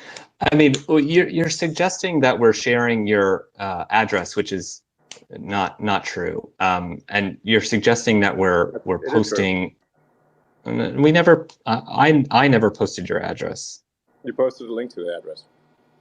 We posted a link. We in the course of reporting about Elon Jet, we posted links to Elon Jet, which are now not online and now banned on Twitter. And Twitter also, of course, marks even the Instagram and Mastodon accounts of Elon Jet as harmful. Using, we have to acknowledge using the same exact link blocking technique that you have criticized as part of the Hunter Biden New York Post story in 2020. So what is different here and there? No more acceptable for me. It's no more acceptable for me, for you, than it is for me. It's the same thing. So anyway.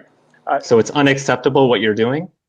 No, what you dox, you get suspended, end of story. That's it. Elon, I have to ask, I mean, I think what everyone's wondering is it's highly unusual for journalists at the Washington Post and the New York Times to have their Twitter accounts suspended. Highly unusual for us to be censored, right? I just love that part. This is where we're allowed to laugh at them and be like, you disgusting, stupid hypocrites for not standing up when other people were being censored, right? Yeah. But this is still censorship and should still be called out, right? That was laughable. Go ahead, please. And it just so happens that it's, the boss in charge, so, what's the deal there? Oh, I think Elon has. He left and then it just continues forward, in just where they kind of go, oh, it's weird. And so that's the gist of it, right? So it's really interesting. You go ahead. No, I'm listening to you. Please go.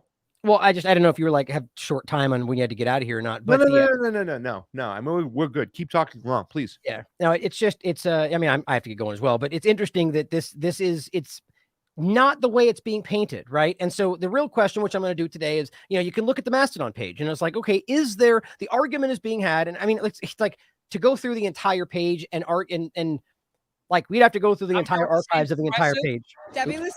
Is that me? Or is that you? That was me. Okay. Sorry. To go through all the archives of the entire page, which somebody should do to be completely sure that there's not some point at which they post his address, right? Personally, it seems to me that these accounts have been there for a long time. There was one about Jeff Bezos's jet, right? That at first wasn't censored. Elon's was. And then after somebody pointed it out, guess what? That one got censored. So it's like, okay, it seems to be like one at a time, like that's where he's just going along with the conversation and dealing with it as it goes. But it's very clear that this is up in the air. And look, if anybody out there that's acting like free speech has been saved, at best, it's being decided right now. It's got to be honest with this conversation. It does definitely seem like a ploy to be, to pit people more against each other. It really does. Yes. That's what I'm seeing right now. I mean, the fact is that he's saying, and he's talking out of both sides of his mouth, right? You dox, period, you're gone. Okay, well, you better define what doxing is. I mean, there was a strong argument that person's made. Like, we posted the link to Elon Jet. We didn't, I'm saying we didn't personally put up your address. We put up, which is kind of one of those situations. Like, well, if in fact, let's say TLAV, that his address and his location's real-time location was on that, would it be legal to post that up if you're putting him in danger or any other citizen in danger, whatnot? Well, there's a question to be, the point that is about whether or not just posting the well, look, it's doxing, right? I disagree with that, period. But posting, like, let's say his address, would it be an issue if it wasn't because of all the political fervor? And does that change everything? Right? I can post the address of my neighbors and we're going to care. You see what I mean? Like, the difference becomes a problem when people have a reason to do something about it. And I'm not saying that makes it any different. Doxing is wrong. I really do. I genuinely think that. But there is a debate to have about free speech. If we're really going to be absolute about it, well, there's absolute. Yeah, I will stand by that. But I'll point out that I find there are things that we could have discussions about and define. But what's happening here, as you pointed out, it's not defined. It's based on whatever he tweets that day, and it's based on whatever's happening. And then if we really push in, it's like, what do you expect him to do? Change the world in 2 days? And it's like, okay. Well, you pointed out the Alex Jones situation. The Alex Jones situation was about emotions. It was about his feelings. He even posted that out. He exposed himself. You know what I'm saying? If you're going to be consistent across the board. Lay out your rules. And if those rules are in alliance with 230, that whole argument that you can say we can talk about all day long, there's a whole freaking world of Section 230. Our good friend Ron Placone, he knows all about Section 230. But T, that is enough for today. We got to get on out of here. Why don't you let everybody know what you got coming on, where they can find you? We will see you on Tuesday. I will not be on Tuesday's show, TLAV Tuesday. I will be traveling to Florida to go visit my mom for the holidays. Nice. Steve will be there. Derek Bros, I think, will be there that day. Nice. You will be there, so it's going to be a hell of a TLAV Tuesday. But tell us everything else, where else we can find you. And what you got going along at the Last American Vagabond. Oh, there's lots in the work. Lots in the works as always. More, we're working on the Pirate Stream Media platform that's kind of meant to be, a bridging between a lot of different platforms, not necessarily merging them all together. We have our independence, but we're working together. And that's, I think we're looking to officially announce that in January, like as an entity, you guys can actually start looking at and supporting. Lots more work coming. Whitney and I were just talking about what's next for TLAV from Whitney's writing. Derek's working on new articles. Taylor's got 2 interviews being worked on right now. Lots coming out as always. There's always stuff going on behind the scenes. Just check the lastamericanvagabond.com. It's always the best place. Check out our Substack at TLA Vagabond as well. I'll leave you with one thought actually that I was thinking about today. I ended up watching, what was it called? She Said last night. It's a new movie that's immoralizing, or not immemorialize. What's that word? I can't speak properly right now. Memorializing it. That's right. The idea of how the corporate media brought down Harvey Weinstein, right? Okay. And it's actually not that bad of a movie, but it comes along with all the kind of things you'd expect, right? Instead of the realization, like with Epstein, that it was the very same media that ignored it for forever until they were forced to do something about it. Of course, that's not how that gets framed, but it's interesting to think about how something like that could continue. Then we're thinking about FTX, and we're thinking about Ukraine or COVID. That we have examples like Harvey Weinstein, Jeffrey Epstein, where these things continue forever, where you now look back and it wasn't just like we didn't know, but that everybody, and I mean everybody, knew to a certain degree and just didn't do anything about it. And we're only forced to. And then where are all those people? Are we really going to pretend like the Weinsteins and Epsteins were that was the end of it? I mean, these were the people thrown under the bus. The reality is that system is stronger than ever, and it's still building and going on. And that's what we're seeing the glimpses of through the Ukraine situations and COVID and specifically FTX and, trafficking and whatever else. So I just wanted to think about that in a larger idea that the only way those things exist is because the people in these positions and the powerful continue to allow it to happen. And that hasn't changed. Right. Yeah. So think about that when we talk about these larger elections, anything. They're the same disgusting people in the circles. And really think about what that shows you. Where are those people largely collected? Hollywood and the government. So it's not hard to realize that the cesspools of the problem really are Hollywood and the government. And that's not a conspiracy theory. It's plainly on the table today. Because the Hollywood really helps with the social engineering and get the people primed and ready where they got to go. You know what I'm saying? That too. I just mean the powerful people. But yeah, the way they use it, absolutely. That's a mechanism to control the flow. The mechanism which they use it. That to me is the most Totally. scariest thing because a lot of, like I said, I'll never forgive Sylvester Stallone for making me root for the Mujahideen in Rambo 3. TLAV, I can't thank you enough for coming on. I love doing collaborating with you, and I look forward to doing it in the future. I'd love to come back on the show again too, as well. Talk more about elections when we do some stuff because I love it. The Brazil thing is just like everything I said would happen. Everything I said when I went on the Hill. That would happen. I pretty much even forecasted, me and Fiorello forecasted the whole election. It's going to go to a second round. Bolsonaro is going to go a lot closer than you think. Lula's still going to win. This is what's going to happen. And as they were laying out everything that was going wrong, we were saying, no, we were calling bullshit in real time. You know what I'm saying? We went down there. We understand how the system works. We can speak about it. I definitely believe that is an op that's going on right now and something we have to fight out against. And the reason why I want to get more involved with you in this stuff, because the stuff that you and Whitney had talked about, when we talk about secrets that are taken by the Israelis that have a right to our secrets and then sold to the Chinese and to pit us against each other. Why are we pointing the finger at China? Why aren't we getting mad for Israel selling those secrets over there? And then all of a sudden you have these people who seem to be involved heavily involved Zionists kind of speaking about blaming China for everything. It almost seems like they're pitting two sides against each other. While they, I think about the USS Liberty. I talk about it all the time. I go to it all the time. I'm like, ladies and gentlemen, just realize just look objectively who might be pitting people against each other, because that's what they do. TLAV in the house. We love you, brother. Stay safe. Tennessee linebacker. We'll see you soon. See you next time. TLAV. Woo! Wow. Ladies and gentlemen, I'm going to leave you with the short thing. I know a lot of you guys are bailing out here. Jimmy Dore is going early right now, so he's on. I'm going to leave you with this here over here. Can you actually believe that YouTube took down some videos of Debbie, the sane progressive? If you don't know, the same progressive was sick for quite some time. She passed away a couple days ago. She was a pioneer. I mean, she was one of the first. She was a true soldier. I remember she got mad.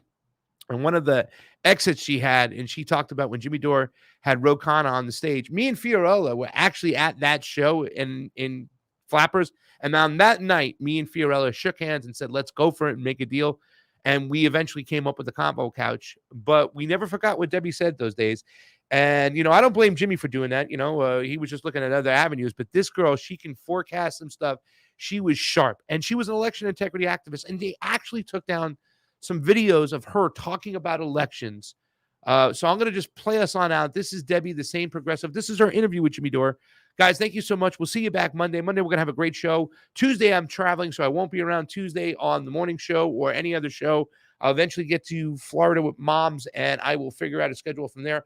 But I'm going to spend some time over the Christmas break with Mom.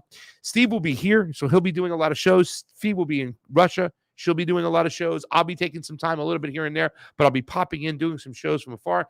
Guys, thank you so much to everybody who made this possible today. We still have a bunch of people hanging on out on the Rockfin and on the Rumble. That's awesome. Vicky Lynn, I love you. Thank you for being a new part of the show. And I love everybody out there on Rumble. And I'm not saying that in a weird way. I'm saying that from the bottom of my heart, that I'm just humbled and so thankful that you guys go and put us in a position to do what we do. We're going to have a crazy year next year. We're going to be in Cuba. We're going to be in Argentina for sure. Who knows where? We maybe have to go to Peru. We might have to go back to Brazil. We will figure out what's going on. But thank you all who watched us today. And thank you to all who support us, all our Patreon. If you got a few extra bucks and you go over to Rockfin, become a member, please do so. This is Debbie sending love and shout outs to Debbie, the sane progressive. We love you. Combo out, everybody. We'll see you on Monday.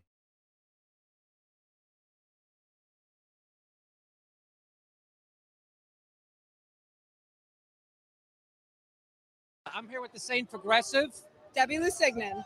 Now, you've gotten a lot of attention on your YouTube page because you're very progressive and you're a Bernie or Buster. Are you a Bernie or Buster?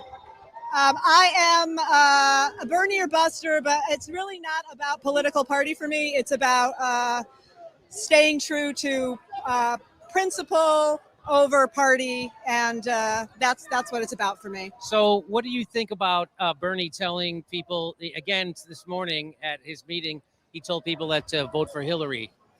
I disagree with Bernie. I absolutely respect the campaign he has run. I think he took progressive ideas out of the closet. I think he showed that you can finance a campaign in a totally different way so that we don't have to be enslaved to corporations and military industrial profiteers for our funding.